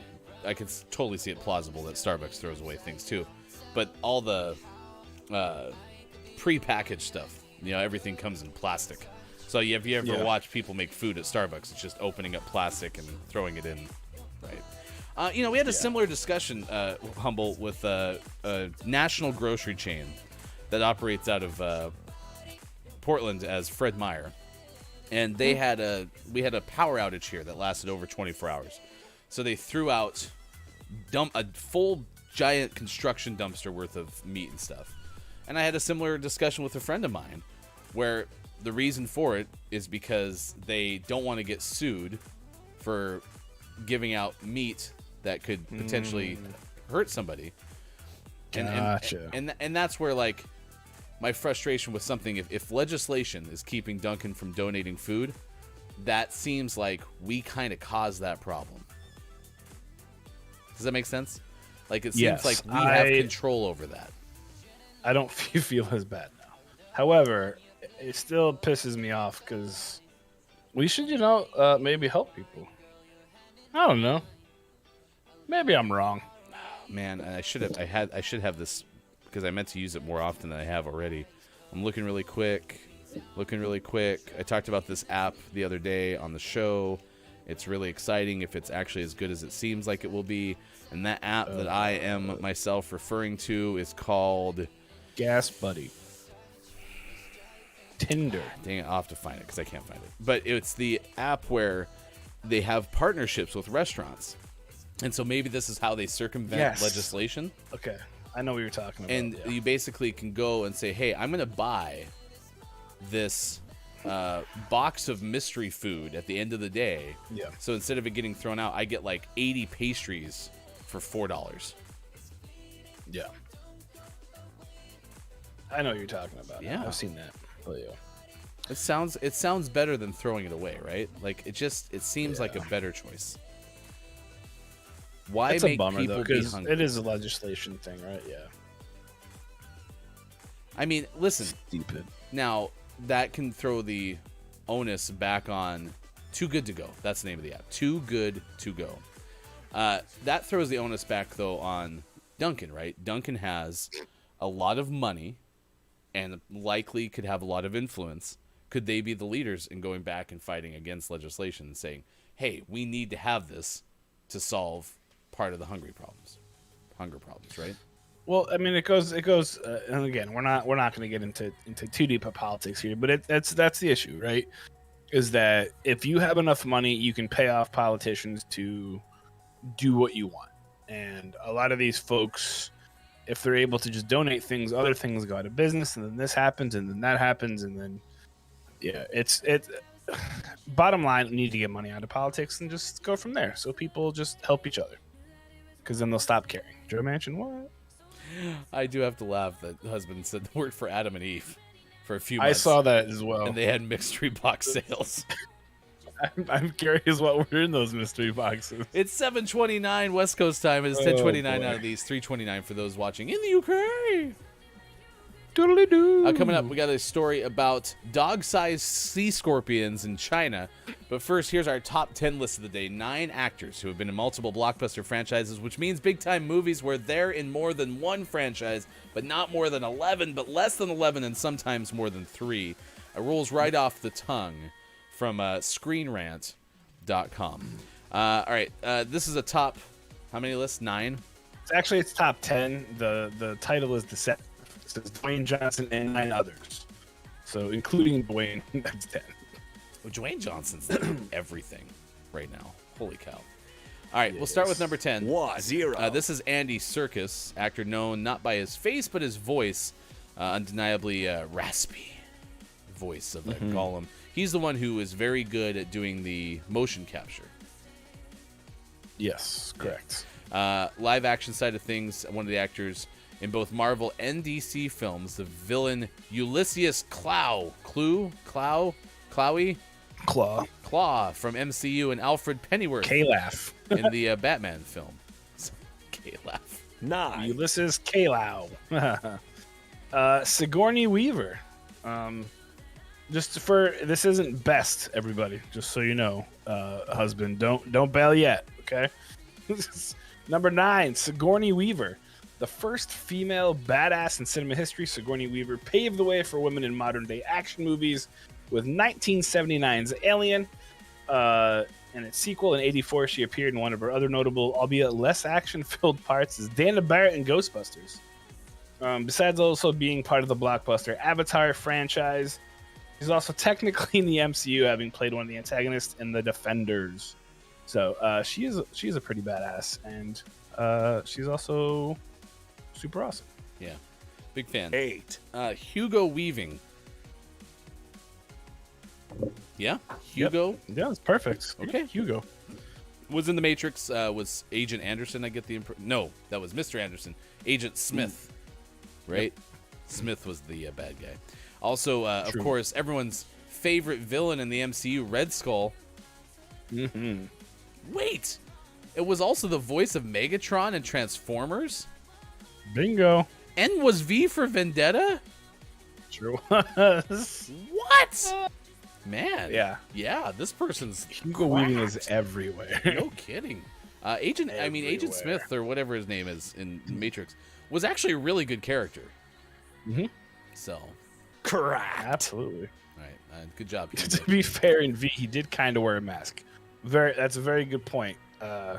Quiet. 7, Yeah, and he was also in Lord of the Rings, which is he was a half elf Elrond. Yeah, he kind of gets overlooked for that, which is crazy. Excuse me. Number 7 is Jonathan Depp, better known as Johnny Depp. The man responsible for single-handedly carrying a $4.5 billion franchise for over 15 years. Johnny Depp's first step in the world of cinema was the classic slasher film A Nightmare on Elm Street, which helped kickstart that horror franchise where he was sucked up by a bed. But he's more notably known for to be Jack Sparrow. He's memorable and iconic on a legendary level, and he was also in Alice in Wonderland. He played the villain Grindelwald in the Fantastic Beasts films, and he's also a part of the greater Harry Potter franchise. He's also in Charlie and the Chocolate Factory and some other stuff, and he's a pretty phenomenal actor. I think he shouldn't be, really honestly, shouldn't be on this list. However, he did carry. Pirates wouldn't be pirates unless Johnny Depp was involved. So it'll just be a man movie. Man movie. Johnny Depp was in Nightmare on Elm Street. Yeah, he was in the first one. I think he was sucked into the bed. It was weird. By the way, if somebody hasn't done this already, would someone please take Johnny Depp's Mad Hatter character, okay, and splice all of Mad Hatter scenes into Willy Wonka or Charlie and the Chocolate Factory or whatever that one, and then put his Willy Wonka portrayal into the Alice in Wonderland films. I think they would work. 6, I think it would be awful in a great way. Keith Urban's brother Carl Urban is number 6 on this list. I don't know if that's true. Also was in They're The Lord both of the Australians, Rings so. that I myself have definitely watched. Many times. He just texted me yesterday and said, "Hey, I'm watching all of the movies right now simultaneously." I actually have seen every Lord of the Rings, unlike Harry Potter. I've never seen a single one. But Wow. it was awful. Judge Dredd was in that. Chronicles of Riddick was in that, and some Star Trek movies. I've never seen any of these. Wow, that's sad. Have you not watched The Boys? Nope.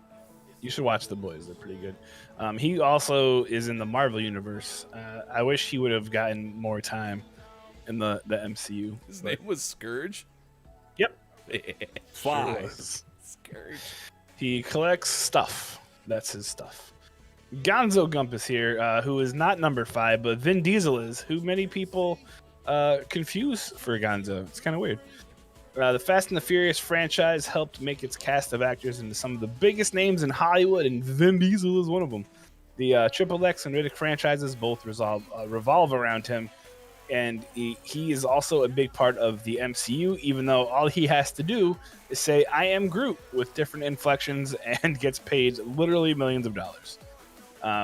There's no telling when the sequel films to 2009's Avatar will be released, but apparently Vin Diesel is going to be playing a big part in all of them. So he's going to expand his movie franchise, and I'm sure pretty soon Fast and the Furious Part 27 will come out. And when they're driving like those scooters around Walmart because they're all really old. Nice.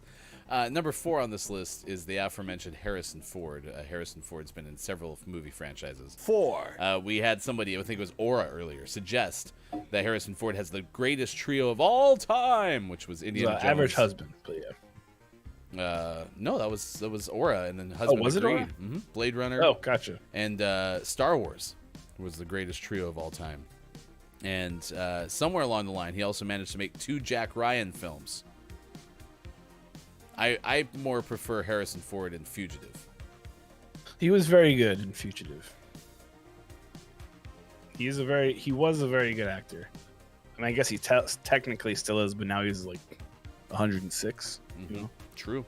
Yeah. And yeah, that's true, Husband. Husband 3. actually was the one who said it was the greatest trio. Or True, brought true. it up. Number 3 is probably one of the greatest female actress of all time is Kate Blanchett. She, like many of her generation, she started her career through stage plays before she got big after 1998's Elizabeth and 1999's Talented Mr. Ripley. In 2001, she became part of the Lord of the Rings franchise. And then she went on to play the main antagonist in Indiana Jones 4. I wish that movie didn't exist. She would go on to portray one of MCU's best villains in recent years in Hela. Apparently, she's also in the Ocean's 8, which is the 4th Ocean's series, which I never heard of. But yeah, she's an incredible actress, and she, as awful as Indiana Jones and the Stupid Aliens were, she was very good in that movie as a larger-than-life, kind of over-the-top, evil villain. So, but she's pretty incredible. Thanks, Kate. 2, It's worth noting on this list that there's just 2 women, and the rest are men. It's probably indicative of problems. Stuff. Samuel L. Jackson is on here. In addition to being in the Capital One franchises for the commercials, also Samuel L. I don't know if you Jackson can count that as a franchise. in Pulp Fiction, which apparently was not a franchise, or was it a franchise? I don't know.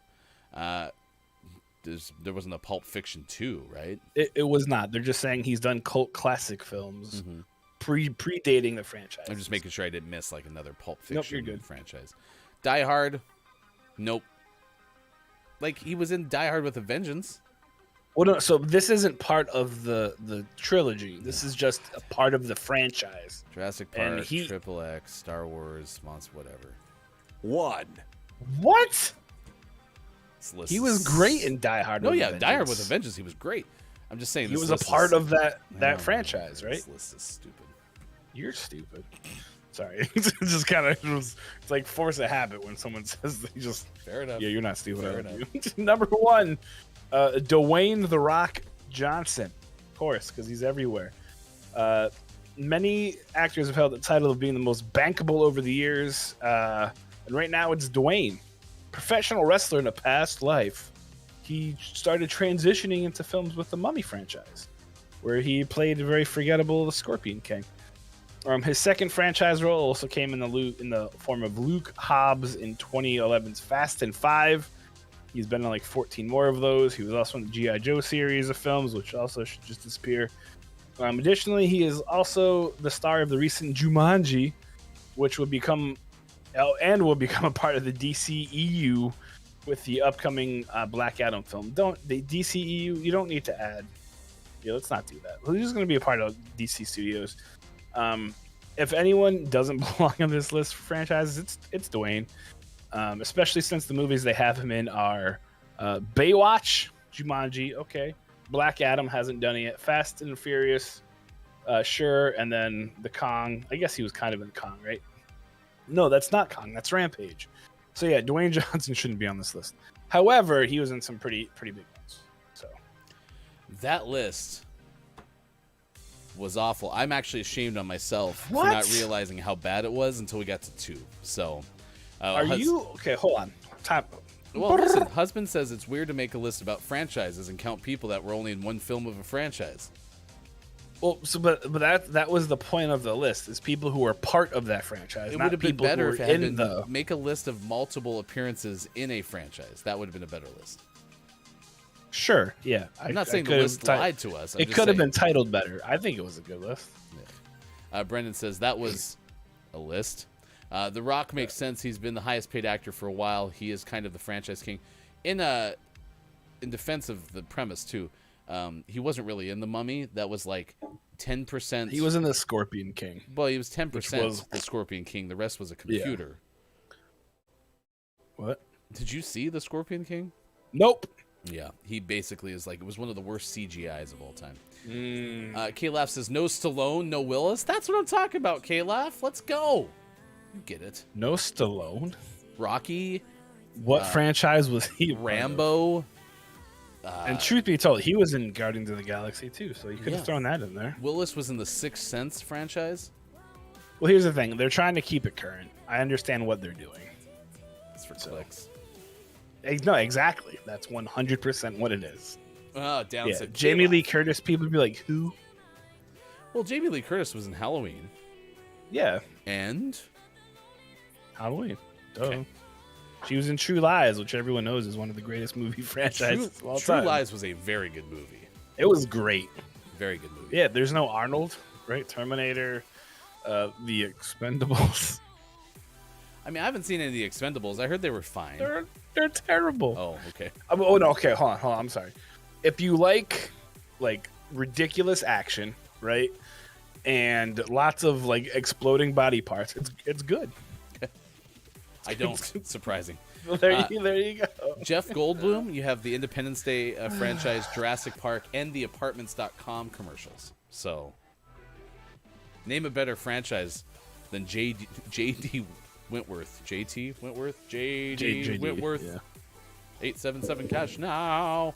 I'd really like for them to go all in and get like The Rock to just show up in one of those commercials. That would be amazing. Brendan, Will Smith. What are we doing? Independence Day. That's his list of franchises. No, Which he wasn't even. So that movie would qualify for this list, right? Because he wasn't in all of them. But what else was he in? He was in Suicide Squad. Okay. What a franchise that was. Oh, Men What in a Black is actually a franchise. better answer to any of that. Okay, fair enough. Dang it. I don't know why that one.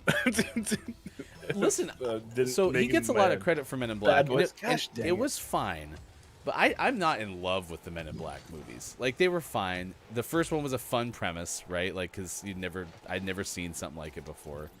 But after that, like, so. Average, just so you know, average. We didn't make the list. We just read it.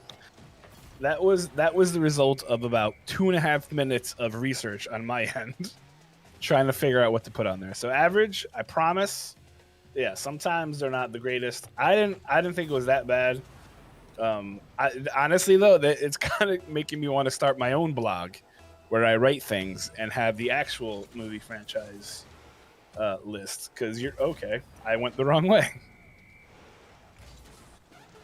Well, thank you for not offending us. Believe me, it's really hard to offend us. You could have offended us. We would have been fine. The good news is, stick with us. We'll find worse ones. So, Superphonic has a last meeting in the place.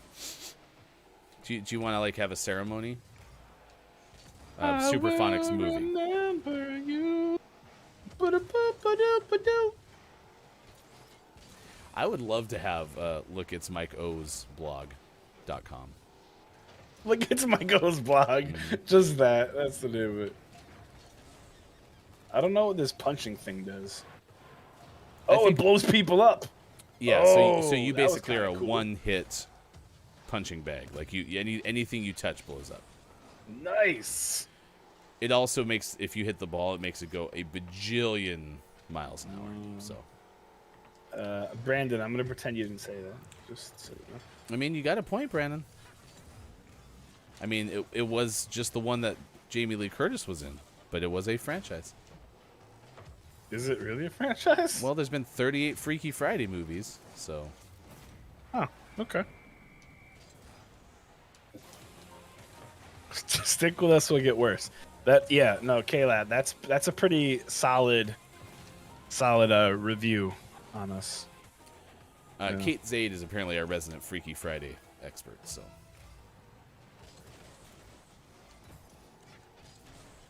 Yeah, I think Lindsay Lohan was in one of those. Maybe that was the one with Who? Jamie Lee Curtis, to be honest. Yeah, she was in it.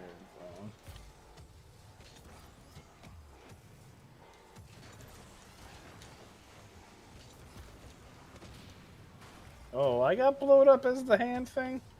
That was messed up. I guess I met another hand thing. It was a Hanson. Mbop. Do-da-ba-doo-bop. Doo-ba-da-ba-boo-bop. P.S. Y'all calling me Brandon? Brent, sorry, I called you Brent. Yeah, my bad. I didn't say that. I don't know what you're talking about. No, don't take it. Oh, God, I'm so dumb. Welcome back, Scott Chick. Hope the break's going well.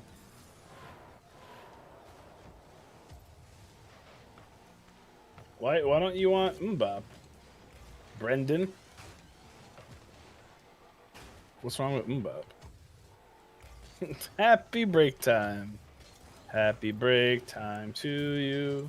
There is Happy break time to you. Twitter account that I recently tagged Austin in because they introduced Good Charlotte, which is apparently one of Austin's favorite bands for some reason. And Yes. it's all this Twitter account is all the intros of Saturday Night Live hosts introducing the musical guests. Okay. What? And yeah, that's all it is. And someone introduced Hanson on there recently.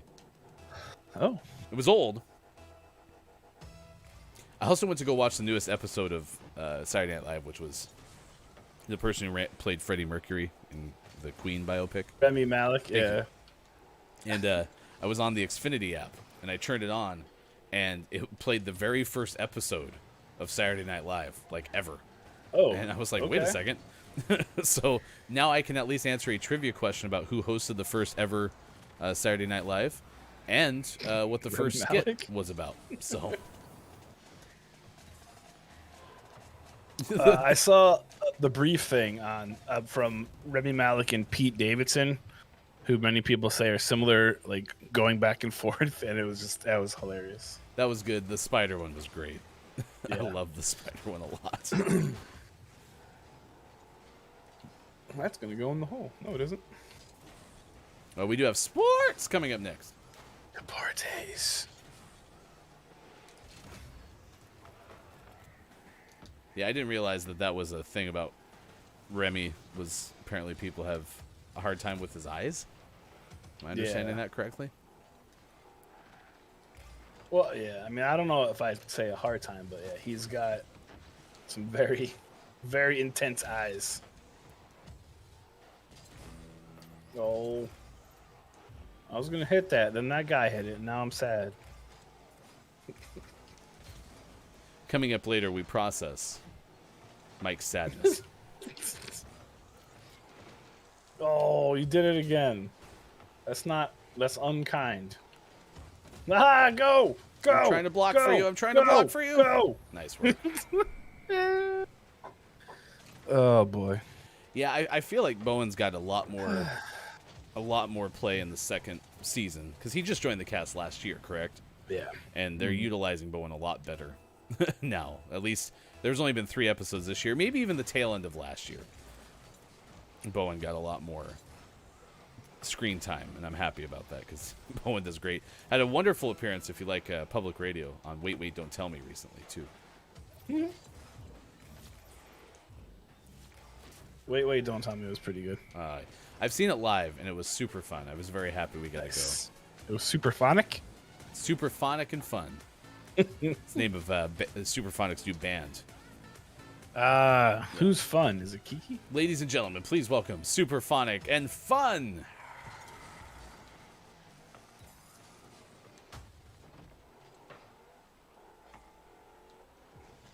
Oh no. It's okay. Whew. Nope. That didn't work. That kind of worked. Too high. Who gives a crap? It's gone. We did it! Woohoo! You are one of life's winners. 7:51 West Coast time. It is 10:51 on these. 3:51 for those watching GMS in the afternoon. Tomorrow, B-Mint joins us to play 5 Questions GMS. If you've never seen an episode of 5 Questions, well, by all means, please join us. You can also find us on YouTube at youtube.com/Gaming Morning Show. Panic at the Disco has the exclamation point. Correct. That is Brandon Urie's band, Panic at the Disco, which you can find also his former band, which was Death Cab for Cutie. Look it up. It's on the internet. So What? Yep, makes sense. Fun has a period. Mm-hmm. Yeah. It's not like that much fun. Yeah. Brandon it's Urie. not like that much fun. Brandon Urie also was the frontman for AFI and Deep Purple. Average husband. This is Ryan. Over one of these two directions. I don't know where I'm pointing. He doesn't know anything about music or movies or most video games or food because he doesn't like most food. Or I don't know. He likes sports. He's good at sports. I do like Scott Chicks, and Austin would have been proud of me, but then I blew it. Yeah, that's true. I was actually accurate until I screwed it up. Yesterday in sports. Deportes. That's 7:52. Tennessee beat Buffalo in Monday Night Football. They did. Derrick Henry. Jeez. Oh, yeah, he went off. He had like a 76-yard touchdown or something like that. He had like 9,852 yards rushing, I believe, and 17 touchdowns. It was 143, which was close. 76 3 touchdowns, right? Yep, 3 touchdowns. Yesterday, Philadelphia, the Flyers beat your Seattle Kraken 6-1. Kraken fall to 1-2-1 on the year. 1-2-1. Meanwhile, great, guys. my Calgary Flames screwed up, and they lost their home opener to Anaheim 3-2 in overtime. Had a 2-1 lead, and were out shooting the Ducks by like 400 extra shots, and still lost that game. I was very mad. 400 extra shots. Yeah, in hockey, That's 400 incredible. extra shots is a lot of shots. So, Yeah. watch out. Boston takes a in 2-1 life, too. lead over the Astros, 12-3 win for the Red Sox yesterday. Coming up tonight, it is this afternoon, it's game 3 of the NLCS as the Dodgers go home with a 2-0 deficit against the Braves. And then at 5:08 p.m. Pacific time, it's Houston at Boston for game 4. It's exciting. I just love the fact that baseball starts their games at 2:08 p.m. Okay, I love that. It's so stupid. But also, we're watching Game 3 of a postseason championship series at 2 in the afternoon. The only reason I like that is it does make it accessible for kids, because it is hard to try to watch a World Series game that first pitch is at 7:08 on the West Coast. So it's hard for everybody. Kyle Schwarber was the one who hit a grand slam yesterday. I guess 3 grand slams so far for the Red Sox. According to the Associated Press, Washington State fired football coach Nick Rolovich and 4 of his assistants on Monday after refusing a state mandate that all employees get vaccinated against COVID-19, making him the first major college coach to lose his job over vaccination status. Washington Governor Jay Inslee, a Democrat, had set a deadline for Monday for thousands of state employees, including the Cougars coach, to be vaccinated against the coronavirus. Rolovich applied for a religious exemption, again, according to the Associated Press. Literally no reason not to get vaccinated at this point, unless you have some sort of like major immunocompromisation.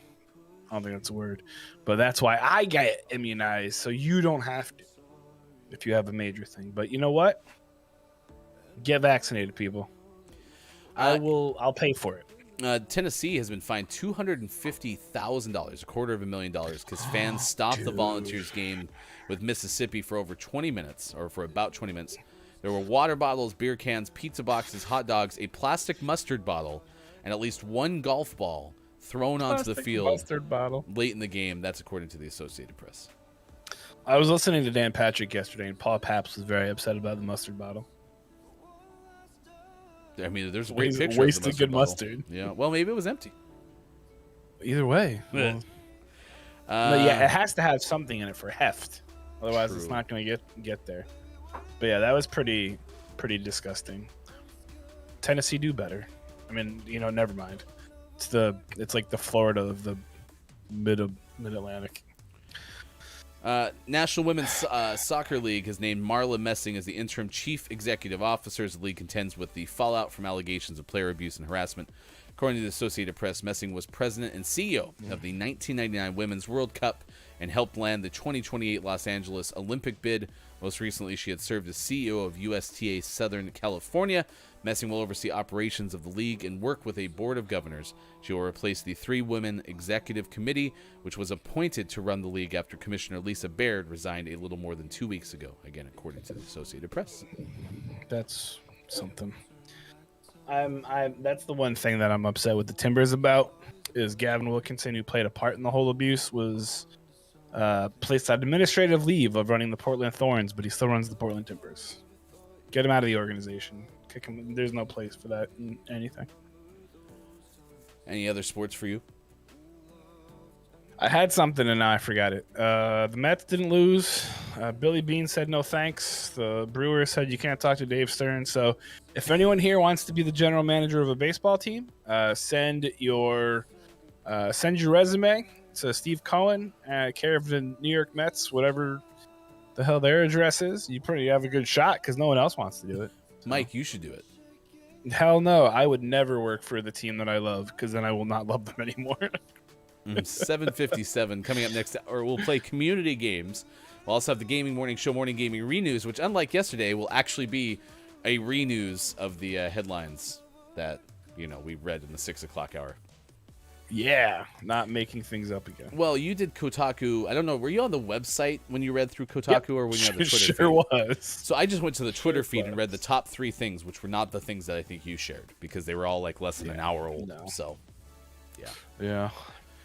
thank you for being here. Average Husband, thank you for the follow on Twitch. We appreciate it. Kate Thank Zaid you. is here with us. Final hour crew coming your way on the other side. Quiet is here, Scott Chick, and more. Thank you for hanging out. We'll be back. It's Gaming Morning Show, and it is Tuesday, October 19th, 2021. Thank you for being here. Facebook Gaming, Twitch, YouTube, Twitter, and at gamingmorningshow.tv.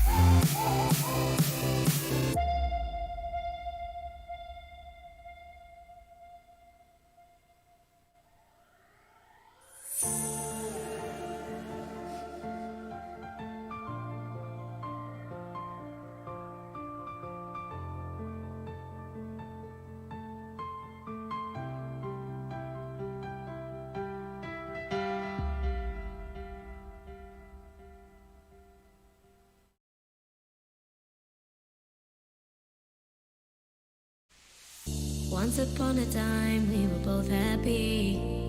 Everything was fine, then suddenly it leave. I was left behind, broken in pieces. Then you'd reappear. Sometimes we all feel a little afraid. We don't put our emotions on display. But I've gotta be strong. And I don't wanna know if you feel it too. Your chances are gone. And I don't need you anymore,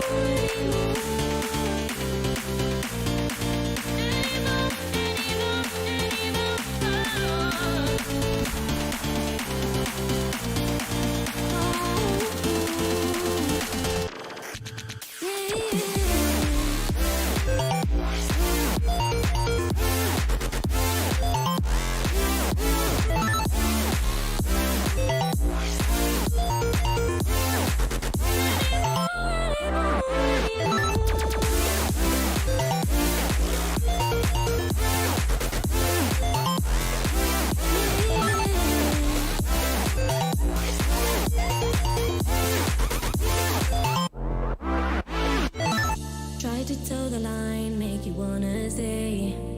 Asking myself why you keep going away. Don't want more goodbyes, so I've gotta say that although I've tried, sometimes we all feel a little unsure. We don't really know what we're here for. But I've got to move on. And I don't wanna know if you feel it too. Your chances are gone. And I don't need you anymore,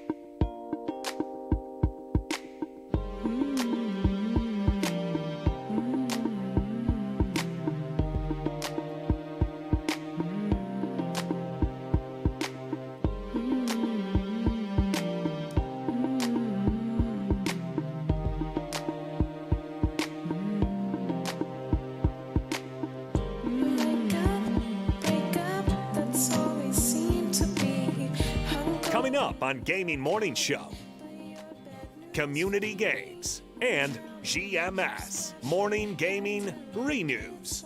Get ready for your takeaways that were pretty okay. And the clip of the day.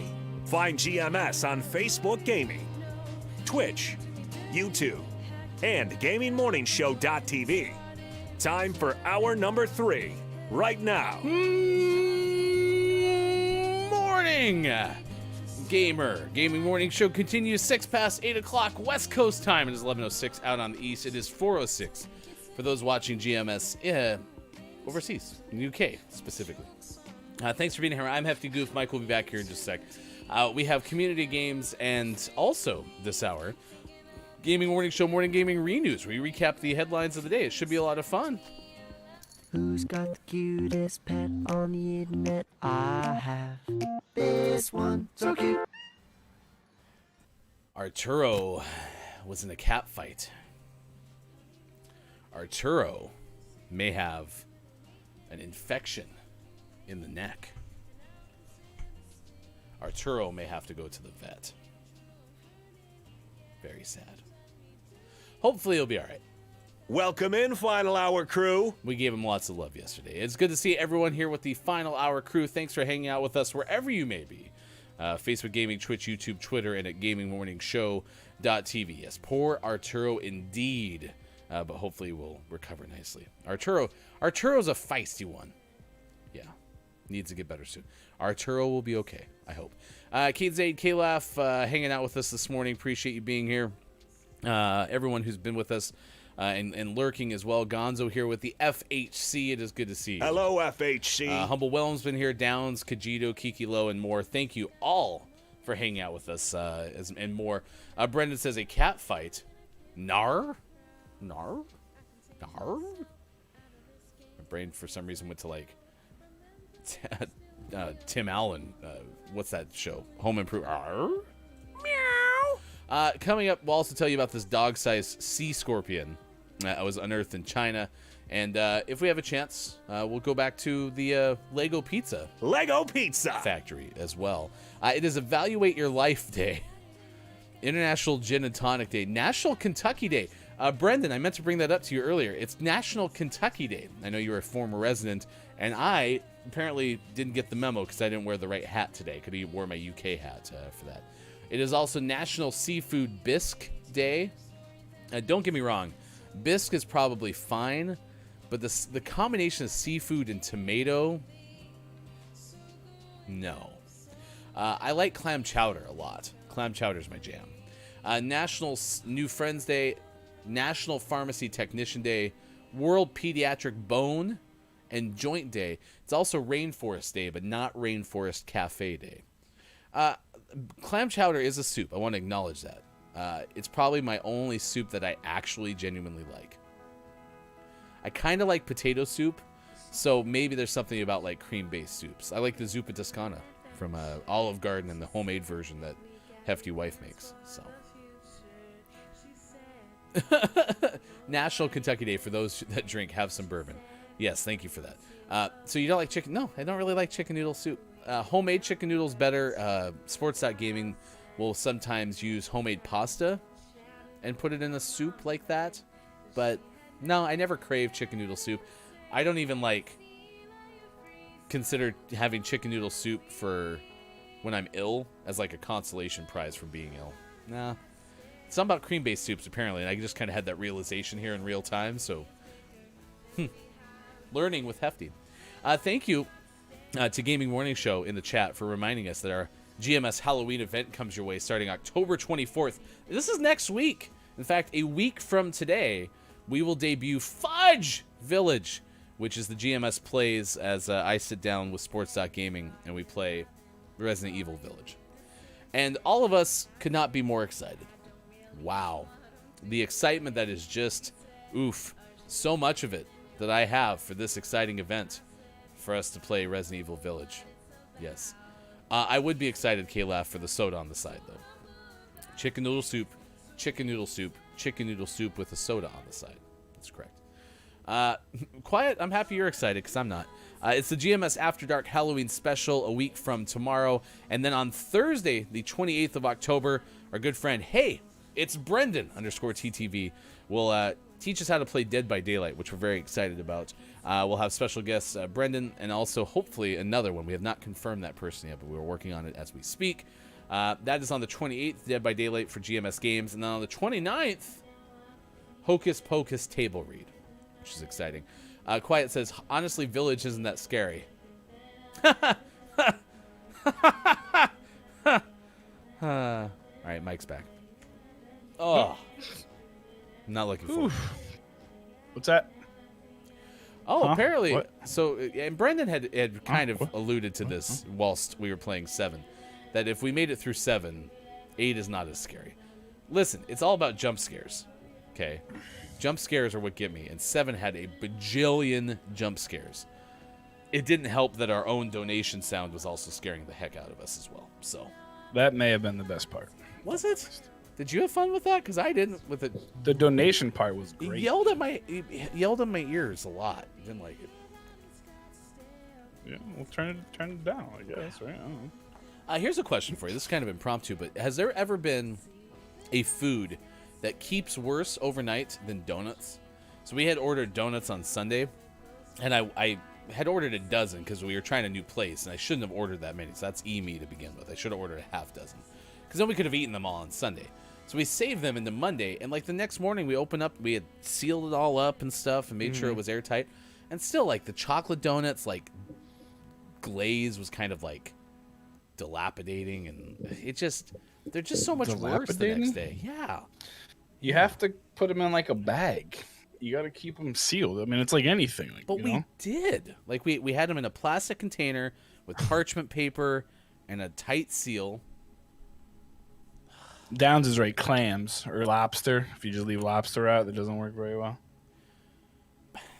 But I mean, even if you put clams, or let's say clam chowder, right? And we throw it into the fridge, and the next day you have clam chowder, it's probably just as good.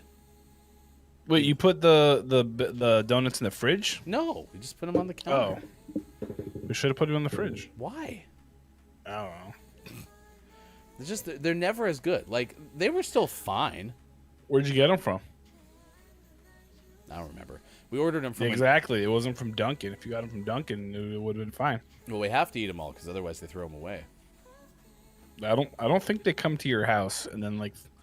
Why are you in my kitchen? Well, we made these yesterday. We got to throw them in the trash now. I mean, the ones that Dunkin' doesn't sell. Get your Dunkin' coffee. Are worse than donuts the next day. French fries. Ooh, that's actually a pretty good call. French fries don't keep well either. And they never, like, become the same... Like, they're not the same texture the next day. Ever. Yeah. No matter if you bake them, or like, re-bake them, or microwave, like, they just never work. Yeah, that's a good call. Especially cold French fries are awful. Well, and here's another one, too, right? And this is only if you reheat in, like, a microwave. But pizza. If you reheat pizza in the microwave, it gets really soft and kind of, like, chewy. So, like, for me, if I don't eat it cold, right, I throw it in the toaster oven. And I let it go for like, a minute. And then it doesn't, like, cook it too much, but it keeps the crispiness. Because if you put it just in your microwave, it just makes it soggy. It's not awful. Like, French fries are awful, but you're right. Oh, it's yeah. not nearly as good unless you toast it or like put it in the oven. So yes, Yeah, I honestly think I prefer cold fries. pizza to microwave pizza. Oh, absolutely. Yeah. Absolutely. French fries become hash browns or part of scrambled eggs. That's a good idea. That's pretty good. Oh, dang, Kyle. Yeah. Maybe a toaster oven for French fries reheating. That could maybe have a chance. So. All right, let's recap our top story, our topic of the day, which is this delay in a lot of the Marvel movies. Indiana Jones also delayed. You had the story from Don K. of Den of Geek. Kind of give us the synopsis of what's going on with Doctor Strange 2 and more. So here's the deal, right? Marvel has realized they can't keep doing what they're doing. So they have decided to push back some of their titles, some of them like 2 months, some of them like 6 months, 1 or 2 of them to the next year. Which still may only be like 2 months. But yeah, so Marvel has pushed back some of these movie titles and rearranged the dates. They've also scrapped 2 unnamed Marvel movies, which will probably be a bummer because I'm sure they would have been really cool movies that have some lesser known heroes. But yeah, they're moving them around. They realize that they put out too much content. They're losing money by competing with themselves, and also they're going to give them a little bit more of a chance to breathe a little bit, as they say, and maybe do a little bit of work to touch up some things and kind of go from there. So Indiana Jones 2 is also part of that, and then some other, or no, 5, not 2. Yeesh. I meant Indiana Jones as well is part of that. So You mean Indiana Jones 2 of the second half of Indiana Jones? Sure, yes. Because wasn't there like 3 Indiana Jones eye, and then they added another Indiana Jones eye, and that's where we're at right now, right? Yes. It was Shia LaBeouf. Downs is both saying microwave pizza is not great or not as good, but there's something about it. I kind of like that attitude. I kind of like that Downs is basically saying, yeah, it's not as bad as you'd think. It's got its own little quirk. There's something that's good about just it, you know? It's pretty bad. It just gets really, really chewy. And I'm not a fan of the super chew, you know? Actual cannibal Shia LaBeouf. So I read that at first as actual cannabis Shia LaBeouf. And I was like, wait, Shia LaBeouf really into the weed? But I mean, I wouldn't be shocked. Maybe it would mellow him out a little bit.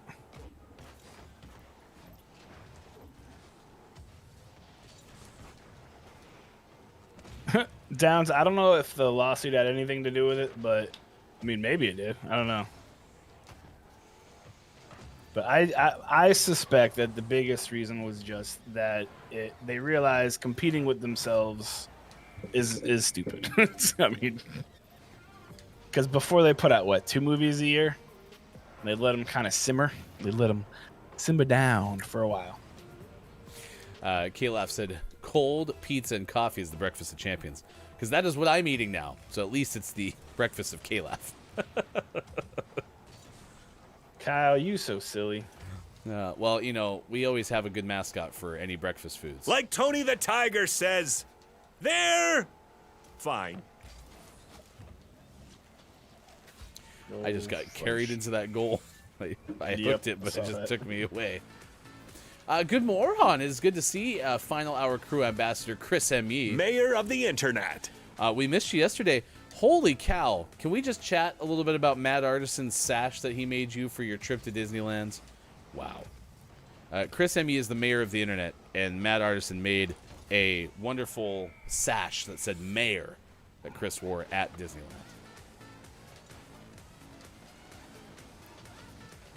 I like to imagine Chris not taking it off ever.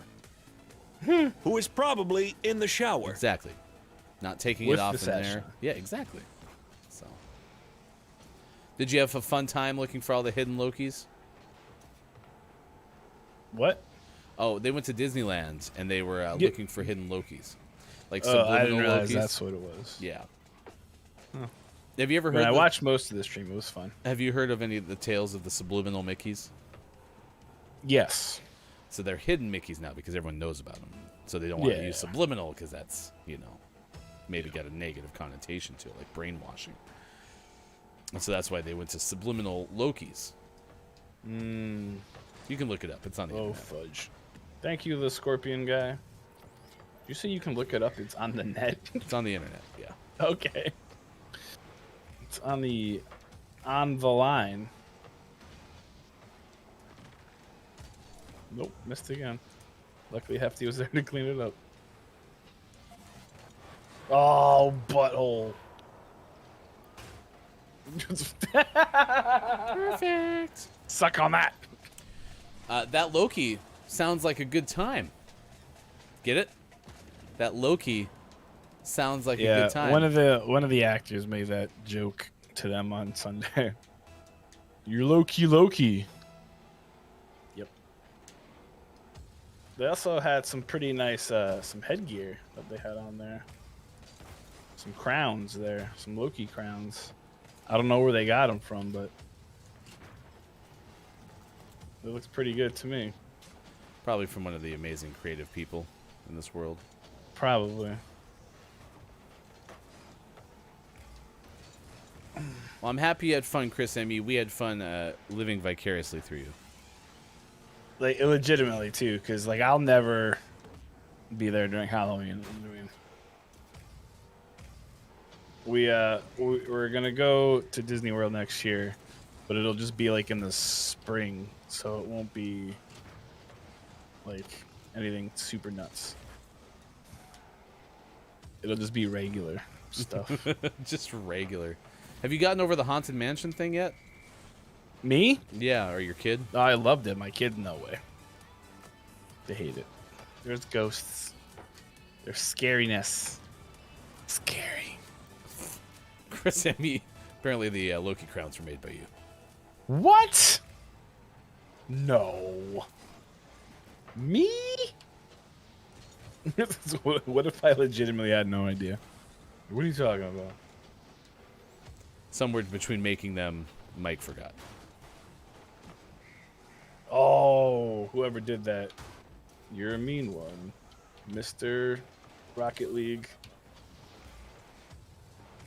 No spine chill. That's actually kind of funny. His name is Spine Chill, and he had some spines. Get it? Yeah.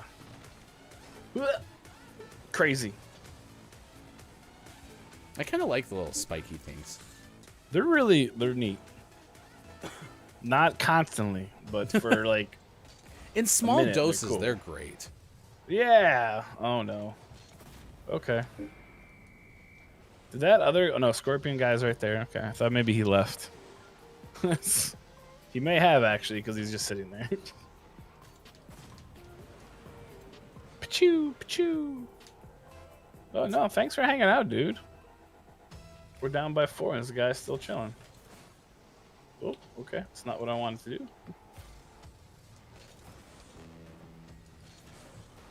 Okay. Man, I don't know why I can't, like, line up. Depth perception. I guess. I don't know. There we go. Scorpion King loved the original Scorpion King movie from the Mummy franchise that Yeah. Dwayne The Rock Johnson was part of it, and that was Yeah. multiple franchises in which that Dwayne Johnson starred in a role, much like Samuel L. Jackson's fantastic Die Hard with a Vengeance. Fantastic Beasts and Where to Find Them. Exactly, with a Vengeance. Samuel L. Jackson I did not played think that Dolores list was that bad. Humblebond, or whatever. I What? don't remember that person's name. Humble Bond? Whatever it was called. On the nose. That's perfect. Humble Bond. Humblebond. Dolores Umbridge. Umbris? Umbram? No. No. You will not. Okay, he blew me up. We were doing so good. Thou shall not pass. Thou. We can't Shall lose if the ball's in the sky. We lost. Oh, man. I was going to hit it. And I got hit it. 8:25 West Coast time. It is 11:25 over on the My East chat's Coast. disabled. 4:25 for those watching at GMS in the UK. Doodly-doo. We got a jet a little earlier today, as we have to on Tuesdays typically. We'll get clip of the day and takeaways that were pretty okay, chat. What is something you learned from today's show? Let us know in the chat. Speaking of which, we might learn something from Live Science's Ben Turner, because we've teased this a couple times and didn't get to it in very fast order. But this is about a scorpion out of the sea that looks like a dog. He doesn't look like a dog. He's as big as a dog. According to Ben Turner from Live Sciences, Ryan said, a 3.3 foot long, or 1 meter, sea scorpion prowled the seas of what is now China some 435 million years ago, using its giant spiny arms to ensnare prey. Excuse me, I burped. Archaeologists recently discovered the remains of this scorpion, the Pteroteris ziasinensis, which is a Eurypterid. I'm doing great. An ancient arthropod closely related to modern arachnids and horseshoe crabs. The researchers wrote in the November 30th issue of the journal Science Bulletin. Its barbed limbs were presumably used for prey capture, and analogies can be drawn with the catching basket formed by the spiny pedipalps of whip spiders among the arachnids. Co-study author Bo Wang from the Nanjing Institute of Geology and Paleontology and Center for Excellence in Life and Paleo Environment at the Chinese Academy of Science. That's a lot. That was a lot. Pedipalps are the frontmost appendages of arachnids, usually dedicated to transferring sperm from male spiders to female mates. In some arachnids, such as whip spiders, pedipalps have become adapted to snatch prey. The fearsome beastie lived during the Silurian period between approximately 443 million and 419 million years ago. At this time, the scorpions would have been the apex predator in their underwater stalking grounds, pouncing on unsuspected fish and mollusks, scooping them up in their pedipalps and shoving them into their mouths. There's a lot of fun words in there. And there Holy really are. jeez. This is exactly what we need from Mike Reeds. It's great. I feel really bad for Bo Wang because they're like, hey, where do you work? Well, I work at the Nanjing Institute of Geology and Paleontology and Center for Excellence in Life and Paleo Environment at the Chinese Academy of Sciences. And you? What? I work at the NIGPCELPCAS. Nij Paco-S. You know, that's about as easy as remembering the great acronym. Don't let the person floating from the balloons fall into the monster's mouth. Axe. Good morning, Axe. It's the FHC. Hello, Welcome. FHC. All right, let's play everyone's favorite game, and that is Google Feud. For our community game today, Mike is thrilled. Mike is so excited. Look at that face. Have you ever seen a more excited face? Look at that. Yeah. Show us your excited face, Mike. Who likes Google Feud? All right. It says, is it okay to eat? Is it okay to eat? Poop. One of these, if you've never played before, is the actual #1 returned answer from Google when someone types in the phrase, is it okay to eat? Some choices are raw salmon, before bed, after working out, raw eggs, or eggs every day. Eat eggs every day. I'm so glad that went to the same place. Oh, man. Brendan says, I just heard Mike's dejected sigh as you said that. No, when Mike gets really excited, like Mike, Sasquatch is actually making an appearance today in front of your house. No, it's not yet. It's coming up later today, though. How excited are you? It was Sasquatch. I don't believe you. Okay. Hey, Mike. Duncan is giving away 40 free donuts today for any person who wears a hat depicting a fish and also has a luscious beard. It was the Loch Ness Monster. It's not a fish. It's a reptile. Back streets back. All right. It's not getting any better. Bob's just trying to cheer you up. One of these. All will right. work. What's the question? Don't poop on the pizza rolls. What? Oh, That's later a weird question. Later today, you're gonna go to a Starbucks, and the bathroom is gonna be there for you. However, there will also be a Dunkin' coffee inside. Get your Dunkin' coffee. In the bathroom? Yeah, it'll actually be in the toilet where Dunkin' coffee belongs. Oh, Boom! Burn! Got him! Zesty. It's good. Stick around. More burns coming up this hour. Game Morning That's Show. terrible. All right. This bit is going well. Lol. Yeah. Yeah, we totally nailed it. First try. All right. Well, chat will go first since Kate Zaid wants raw eggs. Well, Kate Zaid doesn't want raw eggs. Well, maybe she does. I don't know. Kate, do you want raw eggs? But you're guessing raw Kate, eggs. would you like to eat raw eggs? And that was number 4 on the Oh, board, so I'm man. sorry. Incorrect. All right, Mike. Bird just smashed into my wall. Raw salmon before bed after working out or eggs every day? What was the question? Just kidding. Is it okay to eat before bed? Before bed. Locking in that Before bed. answer. We do need a locking in the answer sound effect because this one doesn't work. Beep boop beep boop. Well, maybe that does. It's kind of fun. Sounds great. What are you talking All right, about? what'd you pick? The eating before bed. What did you pick? Number 8. 8. That is incorrect. Okay. It's even worse. I'm gonna go with raw salmon.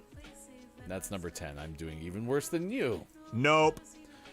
Quiet. I am gaming. Votes after working out, and we lost. Probably for the best.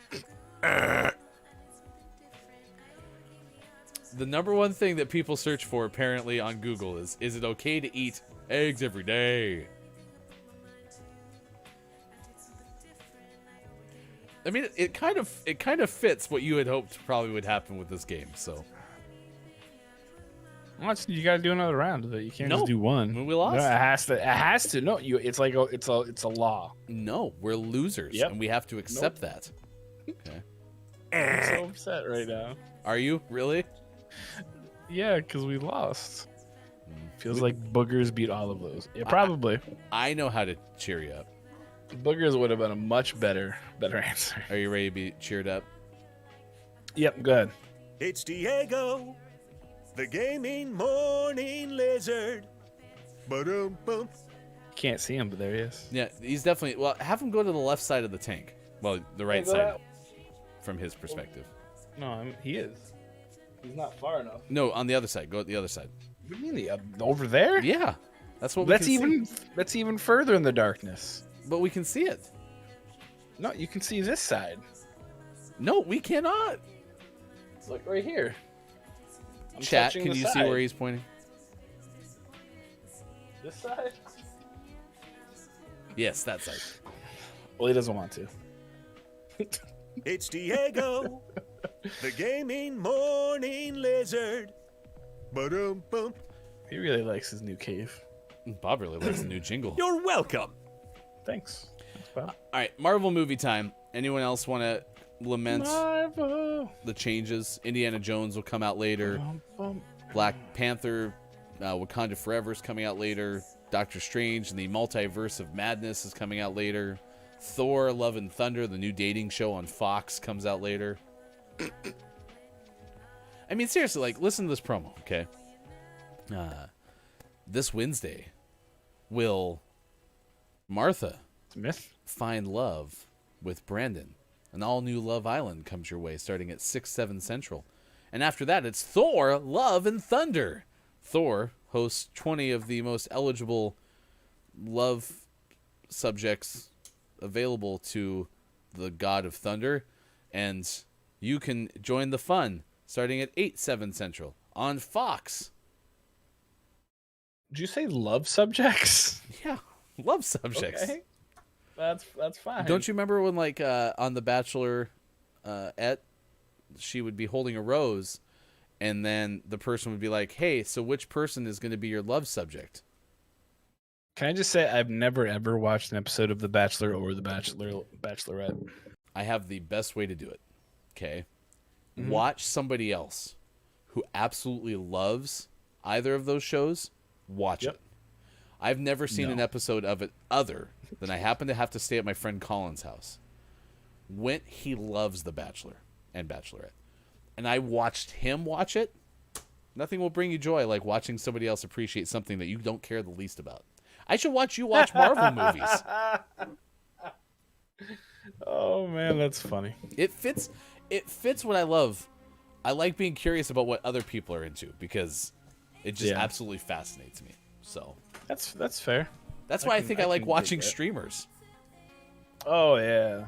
I mean, have you ever watched Interesting. Sean or Joel from Load Last Checkpoint play a brand new game like Returnal? That game. Yeah, I've watched Sean almost all the time, and except that he now doesn't want me to watch him, so he tries to get later and later. Which is GMS Plays, by the way. Follow us on Twitter. Watch GMS for the latest games we plan to play. I watched Returnal. That game looks boring as all get out for me. But watching him play it, or watching Joel play it and get all giddy about... Watching Master Jordy play Dark Souls. Watching Master Jordy play anything. That game looks so boring. I watch Archie play Dark Souls. I'm fascinated by watching other people play games. Like here's the worst game of all time. Fall Guys. Chris M.E. plays it and makes it look like it's an actual enjoyable experience. It's not the worst game of all time, but Seesaw's the worst game level of all time.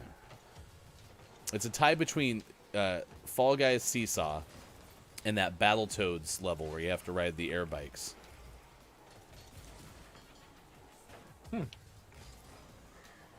Fall Guys is fun in short spurts. Yes, as in, for example, the way I play it, which is I go to the first level and do not qualify. That is as short of a spurt as you can get. Pretty short. It's just fun to say spurt, too. Let's see. Brendan says Dark Souls is a game that's way better to experience with someone else playing it. Yeah, Jordy made that game look like fun. Archie does a good job with it too, as I just mentioned. Literally just said that a second ago, but it's true. Like I go to their streams.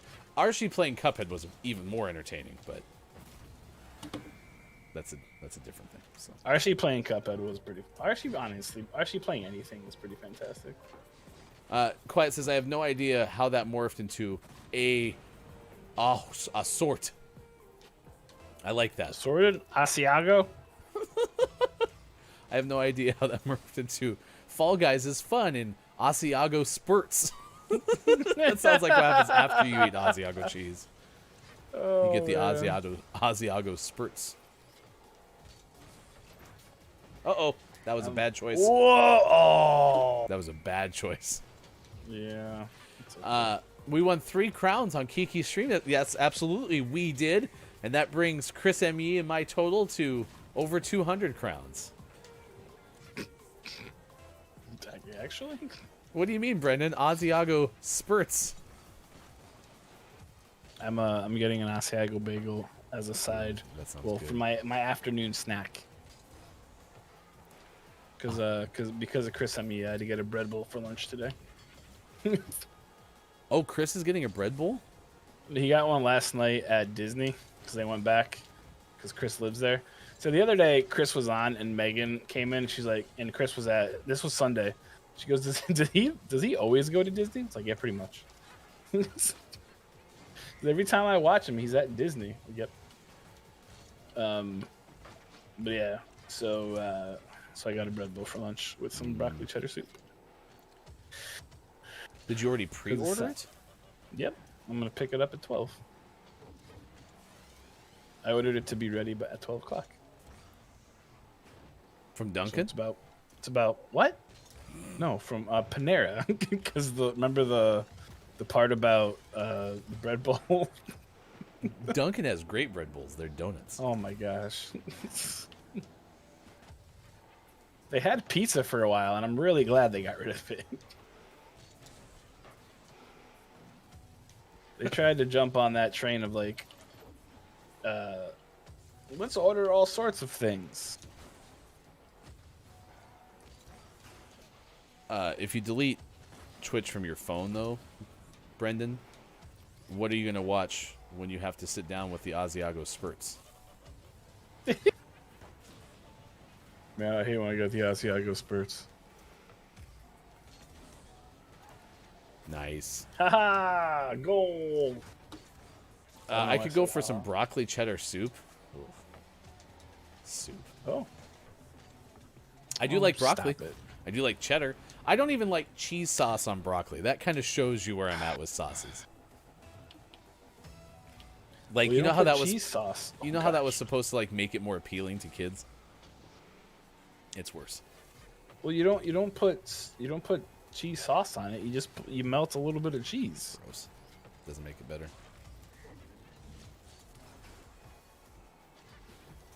What? No, I don't. I don't, Brendan. I don't like broccoli cheddar soup, cheese soup, or whatever. For Ryan, food sounds like a chore. You're not wrong. I mean, I like Sonic pretzel sticks. Those are good. Without anything on. Without right? the cheese sauce, of course. Yeah. So I don't think it counts.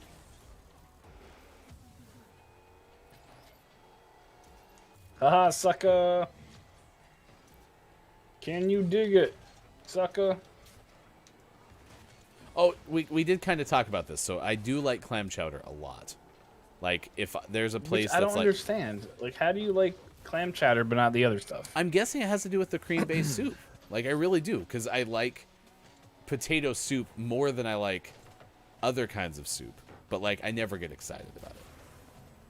Okay. I like zuppa toscana. Like, if we go to Olive Garden... I'm sorry, what'd you just say? A zuppa toscana? I will What'd order... you call me? I said zuppa toscana. That's rude. It's not. It's the name of a soup. From Olive Garden. It's rude. How could you call me a super Toscana? Just because I'm from New Jersey. No, it's not like that. Oh, man. I was going to throw in, what about a loaded baked potato soup? Yeah, and even like loaded baked potato soup's not necessary. If it's more stew-like, though, it's pretty okay. But I'm more excited about the grilled cheese that comes with it. Boo. Sorry. That actually was the best use of a portal in this game since it No, started. that was really good. I had the spiny thing, though. I had the spiny thing and a clear path to the goal. Nice. And some guy hit me. It made me very sad. I can't believe that Ryan likes soups because they're basically sauces. Listen, apparently I am the most interesting, in the worst way, food person on the planet. Like, I have food takes that apparently nobody else has. Because I know I'm not the only person that that dislikes sauces. Like, I know that for a fact. But still. But you just like all sauces, and you just like things that aren't actually sauces, but you call them sauces. Like milk. Yes. No, I'm just kidding. I like milk, and milk is not a sauce. That would have been incredible. I'm not gonna lie. Oh my goodness. Where am I? I can't find myself. I couldn't figure out where I was, so I couldn't drive. Oh, he got in there! We win the game! We win the game! It's like the person felt bad for me and decided to take it in.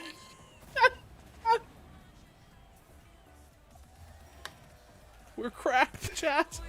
That's the best. We're cracked. 8:43. West Coast time.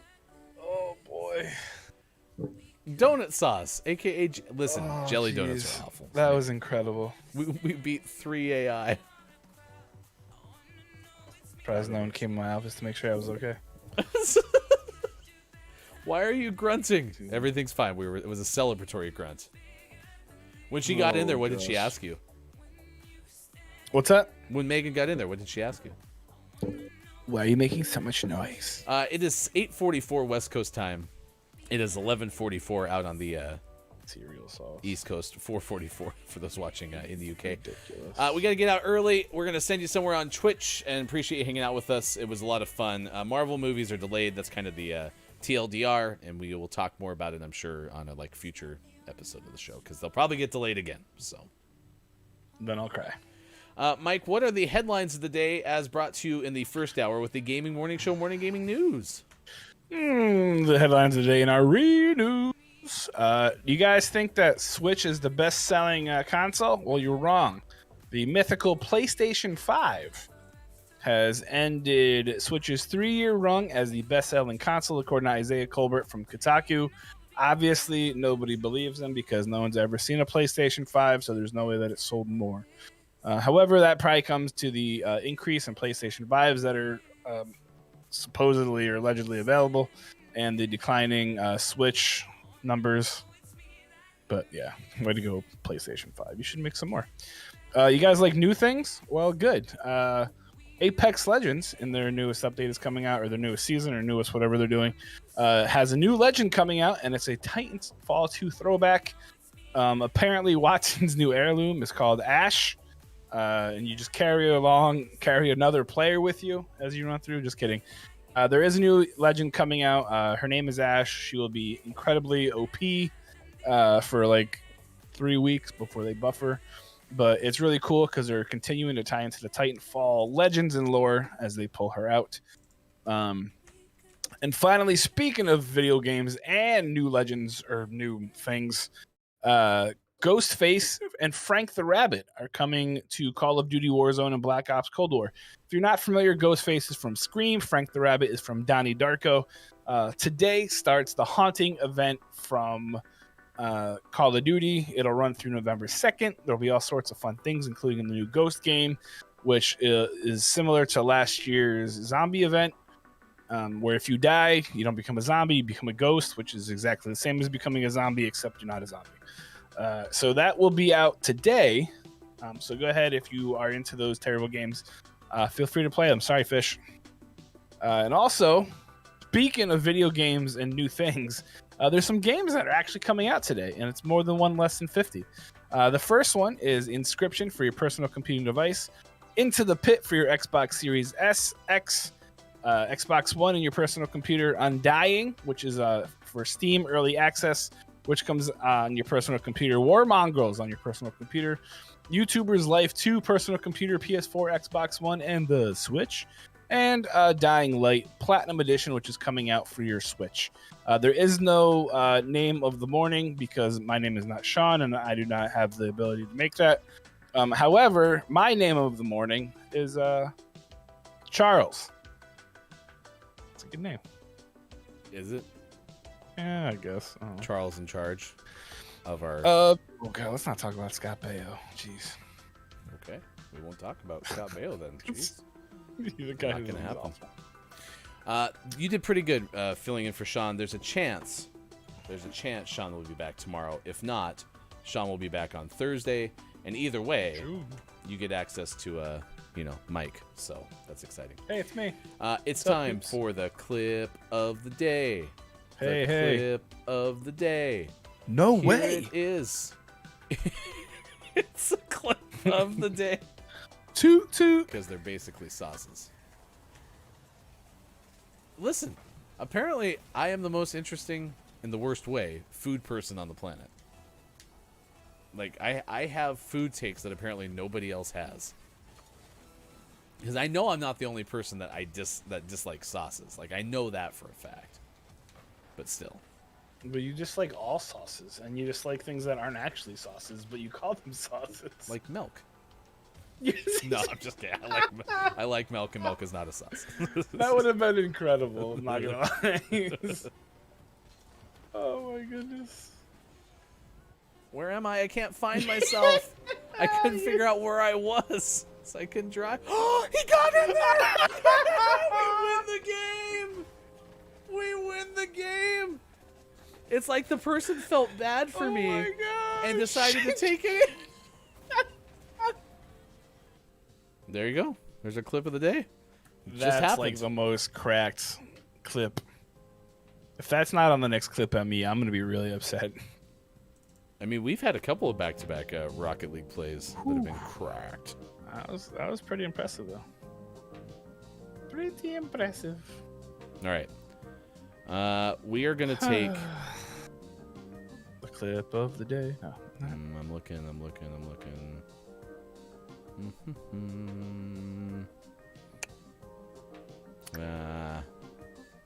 Where are you eyeing it? I was thinking about sending us somewhere on a whim. And I want some more time, so I'm going to bookmark this person and not go on a whim. So where we're going to go is one of Mike's previous recommendations. Miss Tegogu? Mysticock. I'm sorry, what? I think it's Mysticock. I don't know. I haven't watched her in a while. Just chatting today Oh, that's funny. on our directory, so figure we'll send you over there and say... She's a French sushi chef living in England. So we'll say good morning from GMS. Gog. What are your Mr. takeaways, Gog. chat? What did you learn on today's show? Mike, what did you learn on today's show? I learned that Harrison Ford may be the greatest actor in all the franchise. He's like the franchise lord. So he's been in a lot of really huge franchises. It's pretty cool. My takeaway that was pretty okay was I forgot how many diehards that Samuel L. Jackson had been in. So I'm never gonna live this down. it was fine. You did fine. Billy Thundergun Award goes to our good friend, Average Husband. Billy Thundergun, Teammate of the Match Award. Ridiculous. Mike really enjoyed the Sasquatch connections and some other things. Heck too. yeah. There was another one that was really cool that I forget. It was so. Sasquatch. We'll see you again tomorrow, as we are Monday through Friday, 6 to 9 a.m. Pacific time.